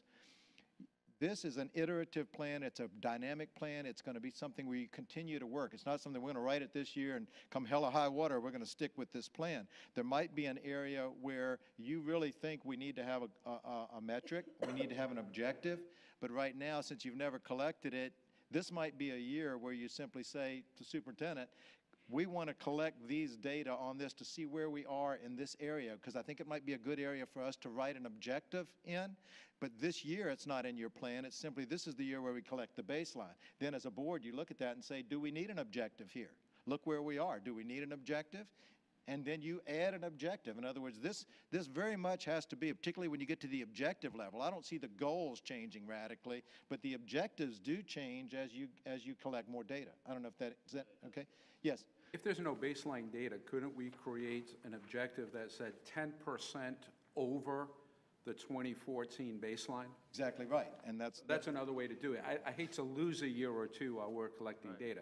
Right. I'd rather put the percentage in there and set a goal. But if you're not sure at all where you are relative to an area, you may not say, well, we need an objective there, but we do need to collect, find out where we are. So those are the choices you all have to make at this point in the game. You see goal or objective written places where it's just data, information, gathering, organization, analysis, statico or fundamental to achieving all. I've thought more than once that one of our big challenges in education is not to collect every bit of information and not to organize every bit and not to analyze every bit. Part of our critical path. So if we're on a journey towards a vision and you don't have a compass, like sometimes we're that way with some critical data. Do you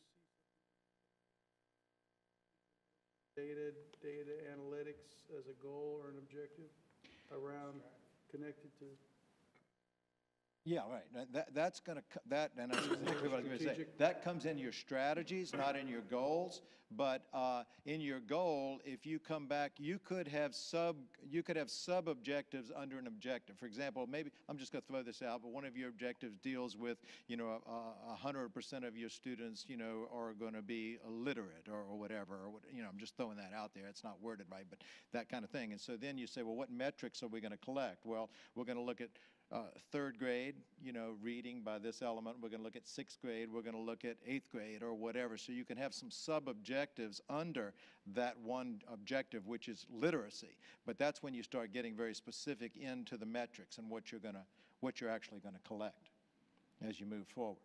So I wanted you all to just get a lens. You can tell right now by looking at this that the one that feels comfortable is number 2. We want to shoot for objectives, now that you start writing them, that fit that kind of model, so you feel at the end of the day that you've done it. Now, if you see yourself, and this is not a bad thing, if you hear yourself start to get into the how in your discussion, that's not a bad thing, because you can see how these kind of go back and forth. Jot down, start to capture on a piece of little paper that Chris is going to give you, jot down that how, because you don't want to lose it. But set it aside, because it's not the objective, it's the next piece, which is the strategy. But we're going to move into strategies this afternoon, so you don't want to lose it. And so somebody, just your neighbor, nudge you and say, I think that's a how, I think that's a strategy. Capture it and set it aside, okay? I'll just show you a couple of things related to that. I've got two hands. Oh, got it, okay. So we may not get straight. Okay. I've got a deck of Indiana playing cards for you here along these lines. These are the original 18 goals that this committee submitted. 1 per card. And the reason I did that is because some of these goals are objectives. Some of these goals form objectives. Some of these have actually shown up in the vision and mission, so we don't need to keep them, but there are some very interesting ones here that are around objectives and even strategies. So I provide these. We're going to use these. Are you saying we wrote those? Yes. Those are the 18 goals.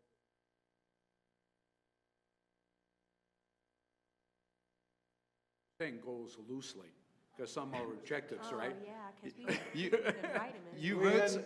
We had not been trained in No. smart I submitted methodologies. topics. You wrote some great strategies as goals. You wrote some great objectives. Right, that's the point. That's my exact point, is that there's different levels of material in there we don't want to lose. We also brought you stickies, and if you object to the blatant commercialism of the stickies, we actually brought some yellow ones as well, so you all can decide. But in any case, these are just places to keep things down, and when we get to the strategy level, we're actually going to be starting to use this to build structures of strategies and objectives and how they work together. But I just want to put those out there now. And the last thing before you go to real work on this is this principle of parsimony we talked about, and you brought it up, Sarah, again, I think, or one of you all did, a couple of you did maybe. How many is too many? And what you need to think about is there can't be a magic number, but what you need to think about is when you write that objective, who is it impacting? And so when we say, 3 to 5 is kind of a general kind of an idea, the idea is when you get an area like student achievement, for example, you could write an objective that impacts elementary, and another one that impacts middle, and another one that impacts high, and that looks like 3 objectives, but really it only impacts that audience once. You follow me? So you want to have a kind of a thing whereby when you look at the impact this is going to have on the end client, you don't want to have 20 on one end client group. But you could have 10 of these objectives, but when you break it down, there's only 4 of them that impact secondary. There's only 3 that impact middle, and like that, particularly in the student one. Now, when you get into the human resources one, or what we call now educational leader one, when you get into that one, again, that's going to be more sweeping in most cases. And the same thing with the last one. So that's why you would want to look at this parsimony rule there. I don't think you want 10 objective areas you want to measure for community stakeholders, for example, or that kind of thing. So try to hit the ones, some of these you say, these are the ones we really want to measure, because if these change, it's going to the ripple effect of this is going to change a lot of other things. So try to hit the ones you think are going to give you the most impact. And that's again, a discussion you're going to have. Now, we were going to go in another direction originally when we thought we were going to have 6 of you all, we were first going to divide you up into the 3 goal areas and have you kind of chunk it out that way and then report back. That comes a little more problematical with 5, because unless somebody's going to be a lone wolf, that creates a problem. So we've kind of changed the idea now to say that maybe what we'll do is have a time sequence, but try to do 1 or 2 or 3, depending on what you can do, quality, SMART goals, and have the whole group, quality objectives, thank you for correcting that, SMART I didn't mean objectives. to correct you. You did a good job, you did. And you know what, that's I the didn't want to back up because we did so well on the goal. that's the first mistake I've made this year, and you caught it. It's a great job. So I want to make sure that when we do those SMART objectives, let's try to do this. Let's do it in a linear fashion. We'll start with number 1, learn. All students will learn. Why doesn't this group of 5 try to come up with 2 or 3 quality SMART objectives? Then we'll go on to number 2 and try to do that.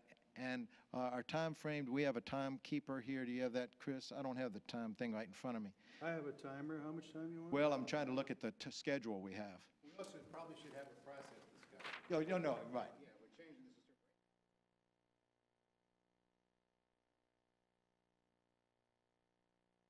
this. Okay, that's what I was trying to get at, was the total schedule. Get a half an hour before lunch, and then we want some time after lunch to continue to finish this before we can get into, because we can't do all 3 of them before lunch. So let's try to take about 20 minutes to work on the student learning, the learning goal. Students will learn. See if we can come up with 1, 2, or 3 quality SMART objectives that we can use as exemplars, okay? Then we'll try to move and do about maybe start the second one, spill over a little bit into the afternoon as we try to get into the third. If we could come out of this session with like 2 or 3 solid SMART objectives that we could use, the next meeting, you notice, we're going to bring, and Chris will talk about the process, we'll be bringing in our goal teams then, but we'll have some good exemplars to work from. Yes, ma'am. So question, because of what the changes. So are we at objectives that address? Each of your, good point, and we just talked a little bit about that while you were gone, but those are the 3 lenses through which you will determine whether you have done a good job when you come back and look at that goal. You're going to say, did we address critical issues of accessibility, accountability, achievement? Do these objectives do that within the concept of students will learn, within the concept of educational leaders, within the concept of community involvement? Have we addressed those lenses? Does that make sense? So you could have an objective in there that deals with accountability, for example, on teacher leaders. I mean, that could be the thrust of that. Well, Yes. right now, okay. Go ahead. Brad. If I'm applying the lens of accessibility,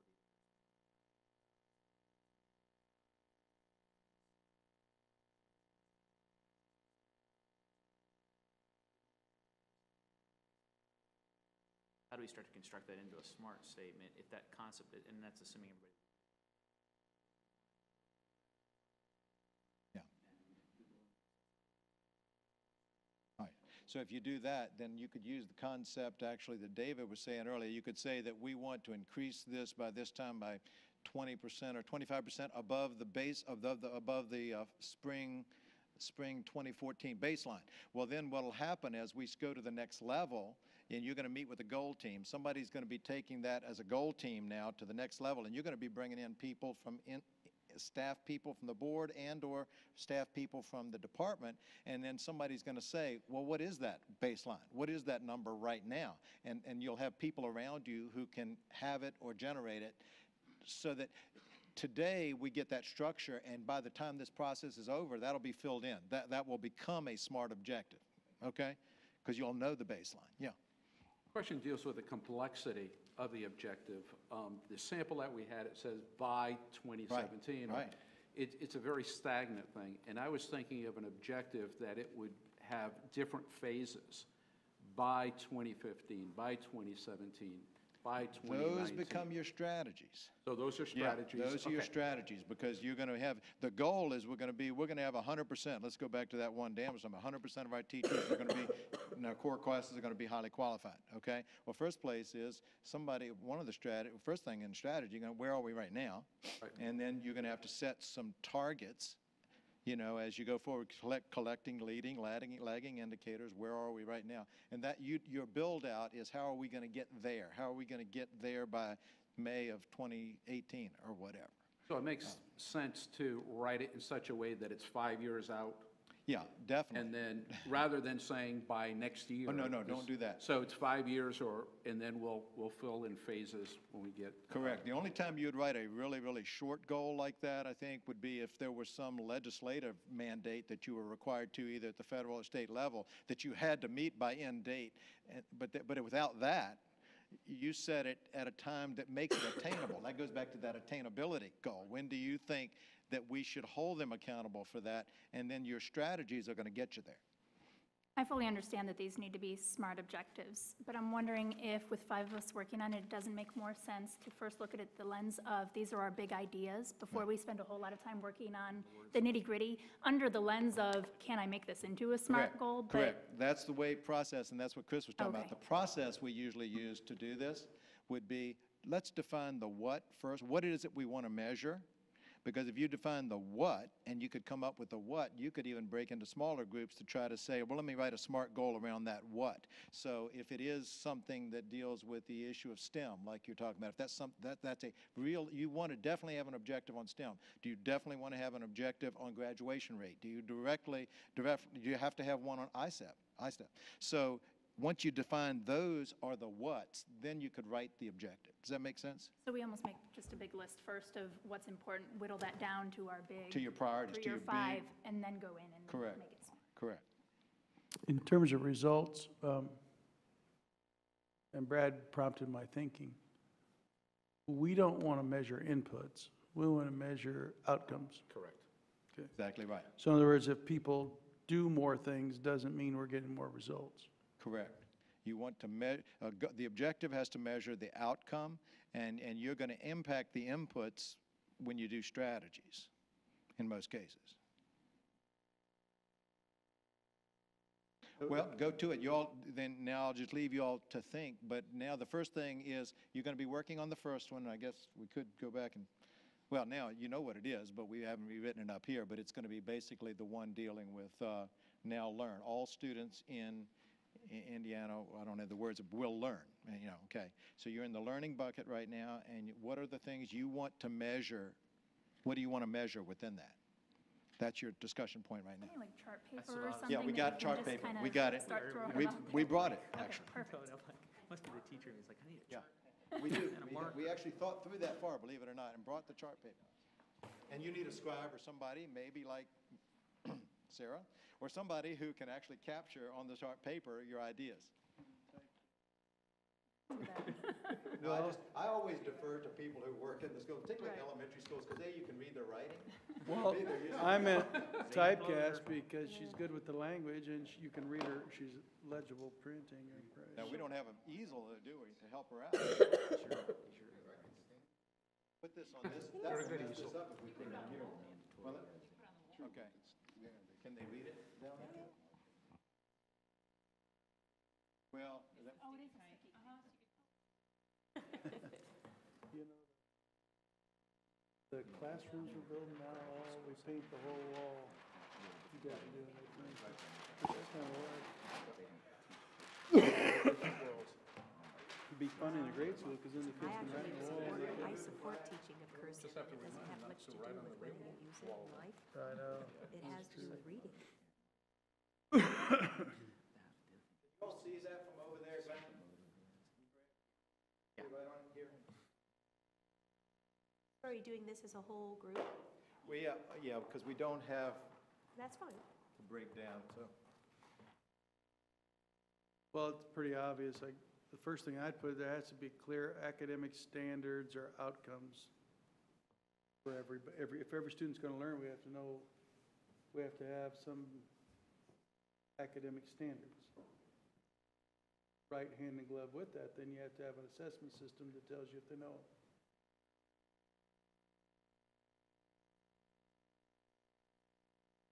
So standards, assessment, accountability, is that where you're going? Well, it fits under the rubric of accountability, but it also, the way we've, over the years, I think particularly on this board, and I think educators throughout the state look at assessment as a teaching tool, so it's not, I think there was a time where there was thought, you set a standard and then there's this high stakes day where we find out. Now it's more holistic.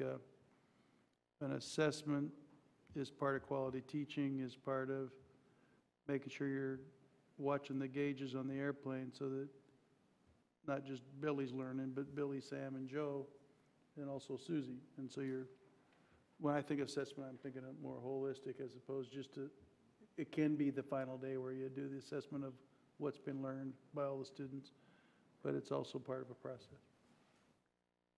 So standards and assessment, or you want to do assessment separate? How do you want to do it?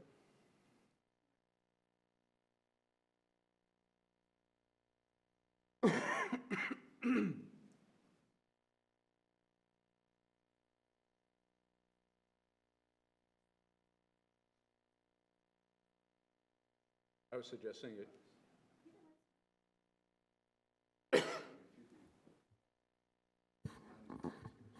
Would the next one be accountability system? That, you're saying that part of assessment, or is that a separate one? Yeah, I think those two things are under the rubric of accountability. I don't think. Just built in, okay.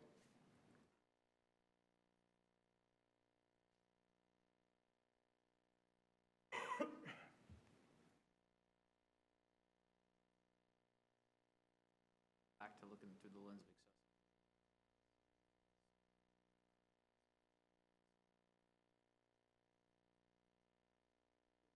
Courses or STEM outcomes are equal, or more? Maybe both, maybe more STEM opportunities.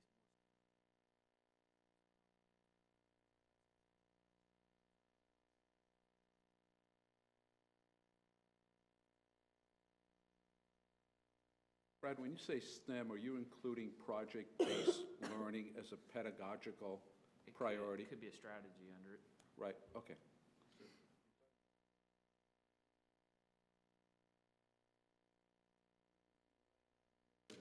Kid, student.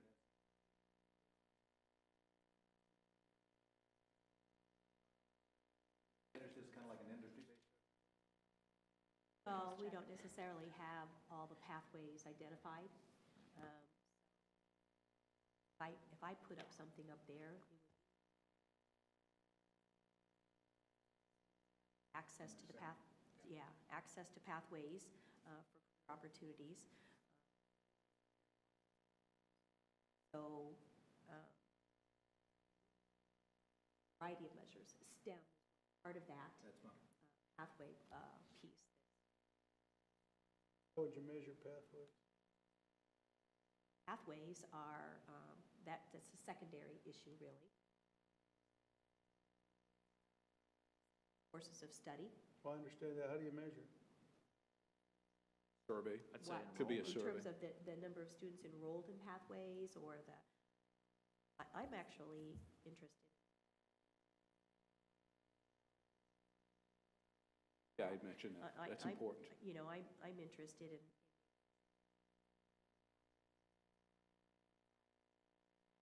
inquiry, problem-solving, thinking kind Absolutely. of piece going on. Put that under goal 2 instead. I think one of the issues, It could.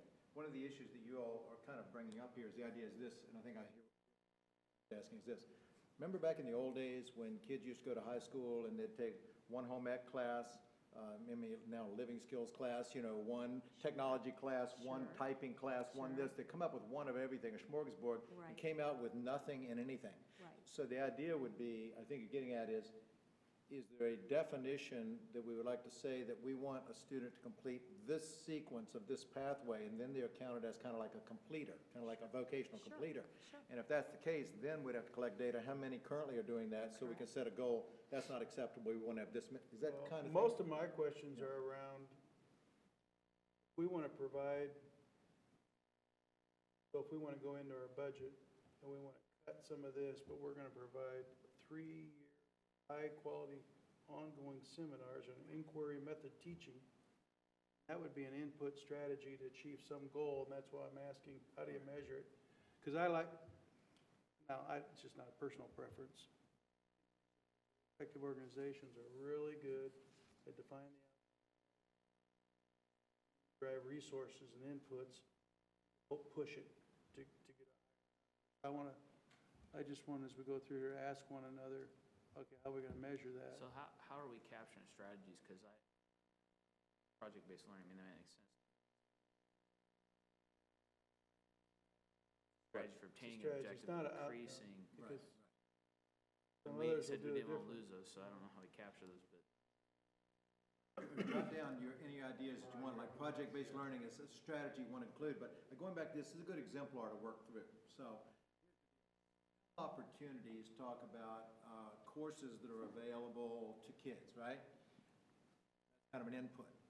But at the end of the day, how are you going to measure that a child came out of those opportunities with something? What is the something that you want as the output? You follow what I'm asking? The only thing I can think of right now would be like the number of students graduating.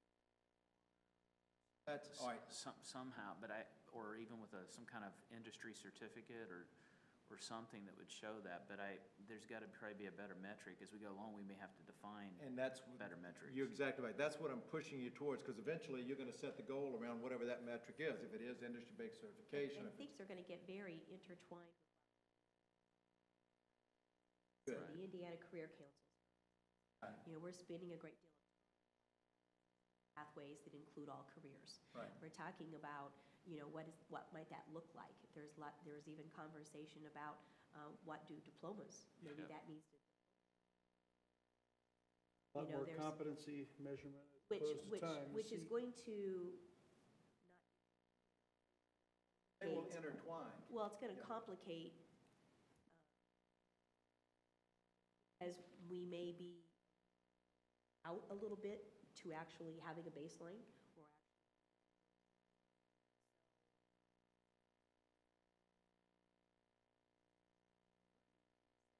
here. Ensure that all students in Indiana, that is making sure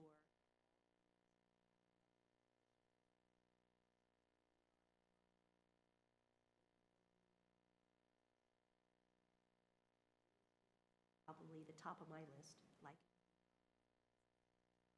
I think anything that you do is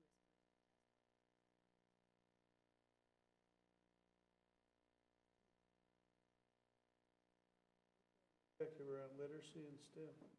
well, I'm fine with that, because we don't collect enough data on literacy right now. Here let me offer a STEM one that our students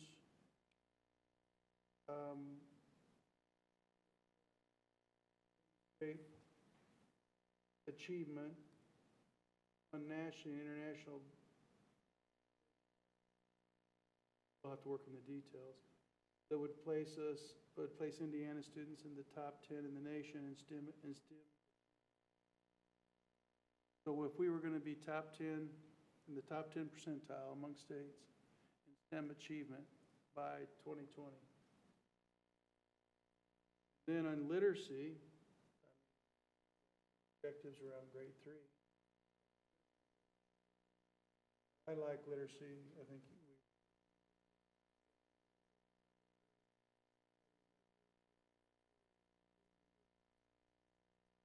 would measure again in the top 10%.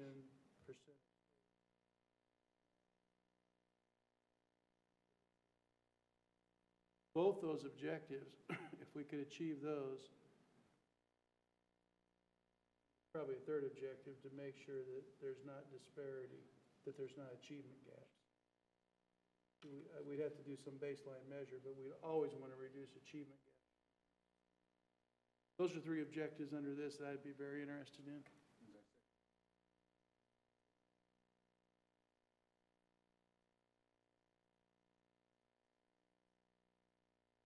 Well, I was talking about 3 separate objectives. What are you talking about? We addressed with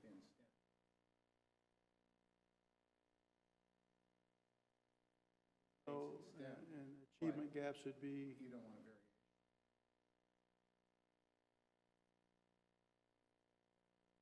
I see. So you'd make sure that the achievement gap, With no more than a 10%,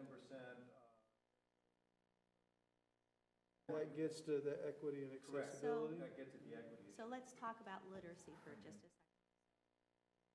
second. Had an objective like that.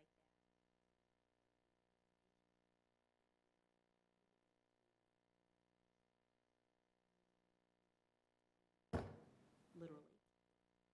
So is that what we want our measurement piece to be? Great solely? question. Yeah, I think you need to be careful on the national comparison because of the metrics. But that's, you know, when you have this discussion, that's going to drive, well, what metrics do we have that measure But literacy? I will also say in the very same realm, and I've had this conversation even with, I don't think we have assessment correct.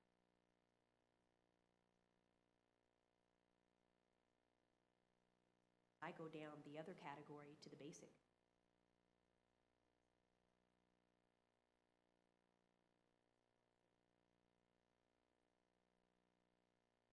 But literacy, I think, is very important. Also say to you, what does that mean to What- us? I would add an objective that would complement some of these questions. That our state has a clear definition and they're aligned best we can to our best thinking on what would be outstanding and how does it align. Brought Arnie Duncan's little article here, paragraph that states that make progress have leaders that tell the truth. Get back to Glenda's We just point about used the up our time. instrument. It's critical in all our work. There's a number of organizations that place participation as the key metric in determining success. And in Indiana, we really haven't done that. We've looked at I-STEP scores, we looked at achievement. And by participating, I don't see that as an indicator of achievement. It may be an indicator that kids are participating, but at what level are they achieving? So I think we need to be careful as we look at STEM and literacy and so forth, that we are using an instrument. And what you just said about the national norms is very important. I totally agree with you, that it leads me to believe that maybe we need to look at objectives that are based from year-to-year comparisons and ratchet up the percentage of our learners who are achieving and not rely on other states who may or may not use an instrument that we find reliable and valid. I agree. I just wonder how we can tie in what we have too, though, because as a parent, I've got 2 high schoolers right now, and the PSAT scores just came back, and critical reading was, they're both AB students, was just abysmal. And, you know, and I look at that, and I have to ask, well, what's happening there? You know, as a part of literacy, and one of the things that you hope is happening is that they're reading fluently, comprehending, but now they're starting to think critically about what they're reading. And so, you know, I agree, I wouldn't want to base everything off a national metric, but I'm wondering if in writing an objective, if we look at those things to say, what does that say about our curriculum? Because it makes me want to go back and look and say, what are we doing? Our vision, mission want our students to be Correct. able to work globally and wherever they end up, we want them to be. So you're Somehow saying we have to connect our standards to national. Yeah, we shouldn't be in a silo, and I would agree with that, and I don't see those being mutually exclusive. Right. We need to set high standards for Indiana, but somehow having one of the dashboard indicators be some national norms that we also look at. Yeah. Does that make sense? So it's Oh, I don't both. mind It's doing not one or the comparative other, it's pieces. both. Yeah, I don't mind, I think we should do that. Yeah. I think we should do that. Did we grab literacy up there? I mean, this is the concept that we want to write an objective to look at that. Well, You fleshed literacy, I it think, out. should be up there. Literacy should certainly be up there. I was just trying to Definitely. see if we were crafting. It goes before that. On that literacy, I just, you know, the thing I was thinking about is it's going to mean something at different grade bands. I mean, it's going to be about fluency at a certain grade band. It's going to be That's where you have your sub-objectives, Right. which is okay to do. Like, 100% of our kids by, you know, state test or state test. Well, then under that, you have sub-object. You have a 3rd grade, you have a 6th grade, you have a high school, and you could include an eighth in that. In other words, and that's when you begin to get, then you start building your strategies, but you can have sub-objectives. Yeah, so like one for early literacy, one for That's it, adolescent. Yeah. that's it. Reading by third grade is very, very critical. Yes.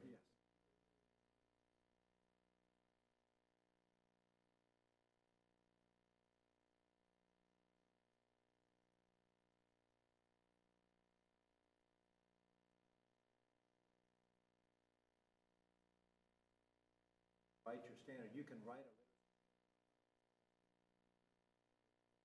a by, state test, state-defined test. That is your, by this date, that's your objective. And under that, you can, grade 3-1, you set a grade 6. High school, however you want to measure that.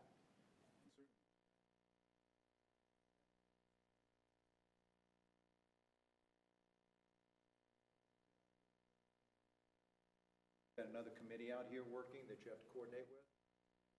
That your thing that, trying to get at that idea. You said in your goal, you're going to have kids either college or career ready, right? Talking about this, you're going to say, well, the career ready.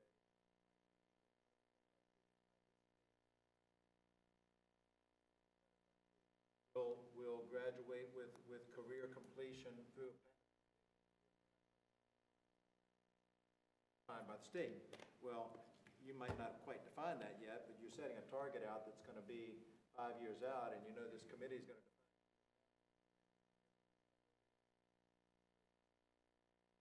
pathway if you've done these courses, and you're saying that you're going to have kids that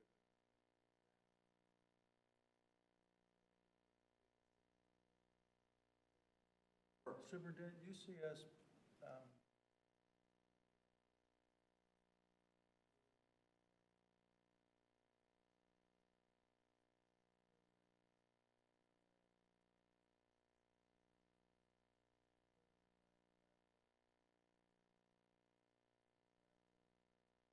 No, I schools don't, and districts I will don't figure their think- own pathways, won't they? No, I think some of that will have to be defined. By us at this Oh, level? yeah, because it's there'll be coursework variations and, of it. oh, yeah. But a lot of the pathways, we're already supporting 13 pathways. Mm-hmm. So we're already, that's happening, and the courses have been already out there. and But you happening wouldn't some see them, state. some standardization and offering of these standardizations, but you'll see variations and uniqueness. Now, so let me just hone in on the literacy. So for college and career ready, so I'm going to go back to our big goal. College and career ready, the Lexile. By the way, no matter what assessment we could use, up with a Lexile score. So the Lexile for college and career ready is graduation. Students that kind of a Lexile, because that's going to be that critical thinking with all kinds of texts that allow you to go into career and college and you'll be successful. So, which is getting at a measurement type of piece. So if we want all students to graduate, if that's the goal, that they are going to be, start to measure that and know. But that would also allow us to set benchmarks along the way. That's good. Right. We So like back it that up. one. Oh, most definitely, And- but right now, with the research I'm aware of, 1,300 is really Lexile reading score. That could give us a point. Also, when we do kids to know that they need to have a 1,300 Lexile so that they get busy Right. with their own reading and their own goals to make sure that they're. Back off that, the research is real clear too. I mean,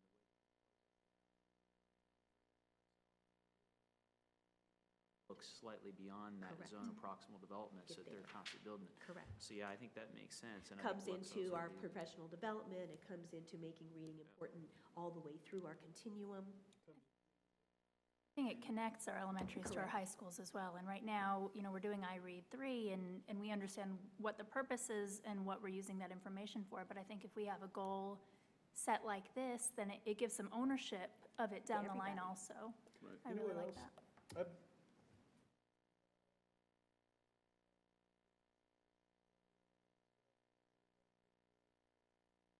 But the other point here, effective, but it might be a strategy. It wasn't true. Wrote your science lab up, you had to actually.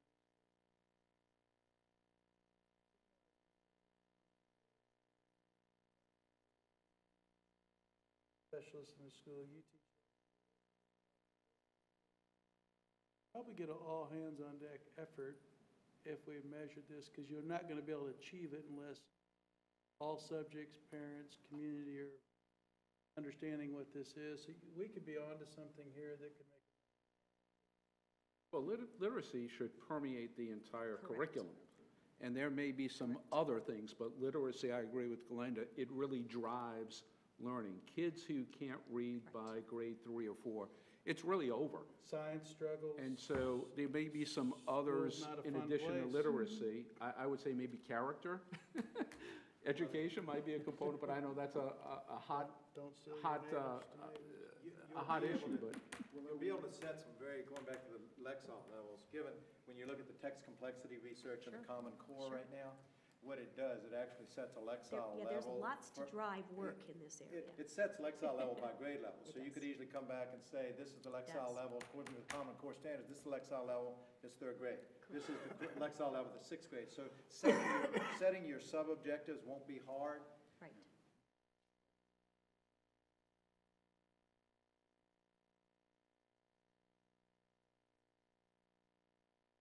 I'd like to research that 1,300 a little more. That is a part of the. And we Common always put Core. 100%? Well, that's your thing, yeah. Well, in this case. Because I it doesn't mean you can't be successful if you were at 1290. Right. What's the range? If you set it at 90. the problem You're is- right, we probably need a range Right. So, instead of a. Depends on their pathway. because someone will say, what about 1299? I want a waiver.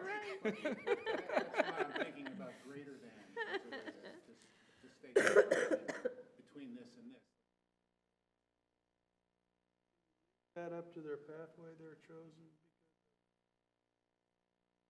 Well, actually, I don't think it has bearing on their pathways.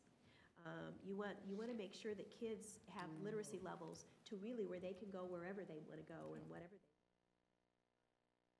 So, So you're saying this is a minimum standard in a I'm sense? saying to be college and career ready, you should have a Lexile of 1300. 1300. What's the top of the scale? It's not 1,300, or is it? You get at So- college level, you get up to 1,500. Well, yeah, you can, You yeah, could there go way can on always, up. That's what I'm yeah. trying to say. I'm talking about 1,300 won't Graduation. do, Grade you know, 12. if your goal is to go to law school someday and you shoot the, that would probably wouldn't serve some students. But you Right can after get above lunch, it. when you come back, this will help you, and we don't have to beat it to death. After you come back, I'll put a slide up that'll show you what you need to be reading. Or the tax form, the whatever, which gets at this, the Common Core came up with Suffice all it to this. say, I don't want to set a minimum for all of our students. I Oh, want. no, the- that's not a minimum. 1,300 is. Yeah, there's a That's big not a push. minimum. Is where the Common There's a- Core there's a- senior level, it's listed Yeah. as the senior Yeah. level reading. It's up there. Level. I got the bands up, yeah, it's Yeah, right. that's it's right. Oh, you have 'em up It's there? 1185 to 1385. There you so go. it's Right, not- and That's so what I now- was asking. But it's great, it's mirrored to grade span, so it's like 11th grade to college career ready is Correct. 1185 to 1385. So you could hit it, you would have a target in there. they would But we hit. don't tell our kids that. We don't say, you know what, here's Yeah, where you you're- need to be. Why not? You're hitting a 1385. Why not tell 'em? yeah. Well, we haven't. I don't think we have. But you would agree we should tell them? Oh, sure, sure. Okay. I Now, would. keep it a secret, David. Sure. I'll just be open to learning more about this, because I don't want to tell a student who has an aspiration to do X that 1,300 will get them there, if it won't. It'll make it a real struggle, so I want to make sure I understand that 1,300 better, Well, but what we're generally, I really- like it. What we're really, and what we should really, we probably should use the word proficiency. We're really talking about a proficiency There you go. level in which you are capable of doing post-secondary work that's going to take you where you want to go. Yeah, I would be hesitant to put the number, however, I would use the word, as you said, and then in the leading lagging indicator, when we ask schools to report back to us where they are, we use the number there. You know what I'm saying? Because the idea is we're making 100% of our kids will graduate with reading proficiency for college and career. Well, then when you Okay. get to the leading lagging indicator, somebody's gonna say, well, what does that mean? Well, you're gonna say, well, I want you to report out the number of kids you have at this grade band, Correct. or this grade Correct. band. You follow me? Becomes our data Those become your piece. database. I mean,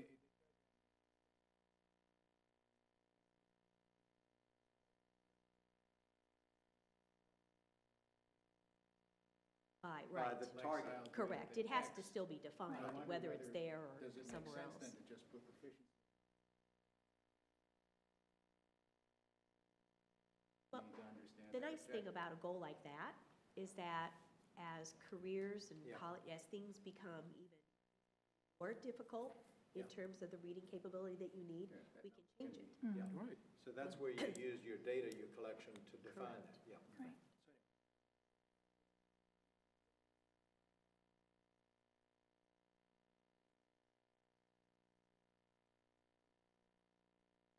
Well, our first issue is we don't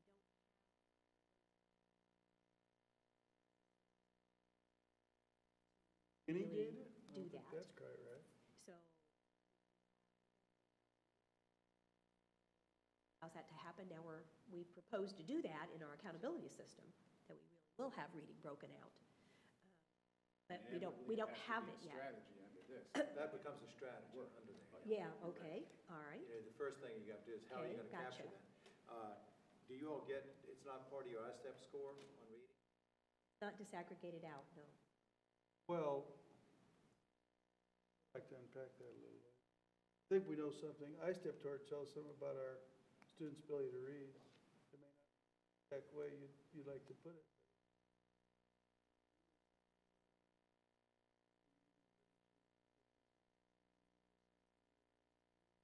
But not necessarily at a Lexile level at No. the secondary. Nor do we, yeah, we don't get a Well, reading as we go score. through, Right. yeah, it fades. We- It can be we more used- exacting. We used to get a reading score. Away from that, and it's just a holistic language arts score.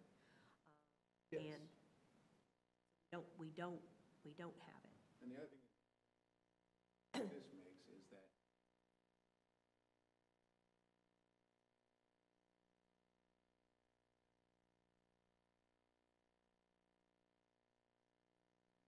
Well, wider range of standards. yeah, that'll be a whole interesting discussion, because if you set up academic standards for the state assessment system, incorporate, you want to take from that, we don't want 5, 6 tests. I mean, we get an assessment system that gets us where that'll get incorporated. We shouldn't assume what we've done in the past will serve us well going forward with these objectives. Goal like this, to be able to say something like, by June of 2018, 100% of students will graduate with college and career proficiency in literacy, Yes. as measured by state test. Now, when you say as measured by state test, that gives you Gives us- latitude when you start correct. writing your strategies, if you need to come up, if you need to challenge your people to say, we need, therefore, to meet this goal, we need a reading score that's separate on ISTEP that also ties into kids' Lexels. Sure. Well, that's not hard. I mean, Iowa Test Sure. Basic Skills does that, MAP does Sure. that. There's about 15. So whatever vendors we bring to the table, Yeah, they have to whatever. come back with a product that. That's right, and they won't be surprised about that because No, Common they won't Core be state surprised. standards right now demand you follow what they call text complexity. In other words, you pick literature according to the text complexity, which is a Lexile score. So it'll all fall together. So your standard could simply give you some out by saying proficiency in college and career readiness as measured by state test. That's your goal. Then you have strategies under that. Yeah, and the nice thing about using Lexiles and bands is it box you into No. an assessment. Correct. I mean, that's the nice thing, and it is universal. Say that again, Brad? The Lexile doesn't box you into a particular assessment. I mean, you can get a Lexile off an NWEA score, you can get a Lexile off of, any major assessment that's done in alignment or correlation analysis can give you a Lexile. And I'm just saying, the advantage of writing it from the standpoint of a Lexile is it gives it doesn't box the board into a decision already about an assessment when we're not finished Or a with vendor. AF yet, or vendor. So long-term, for the board, if we decide on a certain instrument, and then 3 to 5 years from now, if that board changes the instrument, we have data Right. that is trend But- data that will continue. Right. So But it has it's a major universal- advantage for us. And it has universal meaning in terms of text complexity, Right. which is what we're I really. have a piece of data I'd like to share with you, my stomach. Is it 12 o'clock already? I thought it was Dr. Freitas over there, Doug. Maybe it's Sarah's, I don't know, I'm hearing Is some that it? growling. The other, there it is. great thing about using Lexile, just to close before we have lunch, is that we don't really have that conceptual piece in place. We're not all looking at reading from a Lexile standpoint. Right. So that would unify how we actually look at reading in the state as a whole, and get that conversation going. And there's some real potential to build some objectives then into goal 2, looking at educational leaders too. How are we using this Correct. information along the Correct. way? Correct.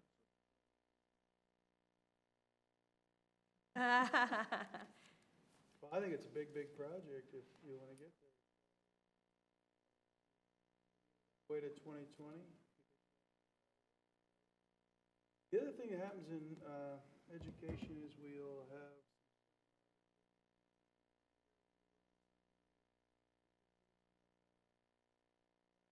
does everybody participate in this? I don't know what a reasonable runway is, but this would be a big deal. So to think it takes 5 or 6 years wouldn't shock me. Yeah, and I'm If thinking we the have same a high thing. goal. If you assume the first assessment, once we adopt something that would Oh, be yeah. 2015, 2016, you went 3 years out from that, you're already at 2019. I'll So- throw 2020 out there, and if you guys want Yeah. to speed it up or. Put it there for now. Yeah, but again, that doesn't prohibit us from Exactly putting not. phases Oh, in oh, there. I agree. For Oh, every most few definitely, years, most once we see what the whole thing is. It may be 100% in 2020, but it may be 90% 2 or 3 years earlier. Right? By 18, every teacher in Indiana We'll take it out of your budget. Wow. There we are. I'm assuming those guys are not tethered. I'm not having lunch like them. Oh, my. That was before OSHA. The ocean. Just under the sense that there's nothing The simple. lunches are in the Lunch hallway. isn't simple either, so. Depending on your degree of rule, the degree of rule follower you are, there are signs that say there's no. But I am nobody's mother here, so, but the lunches are in the hallway. There are tables and chairs out in the atrium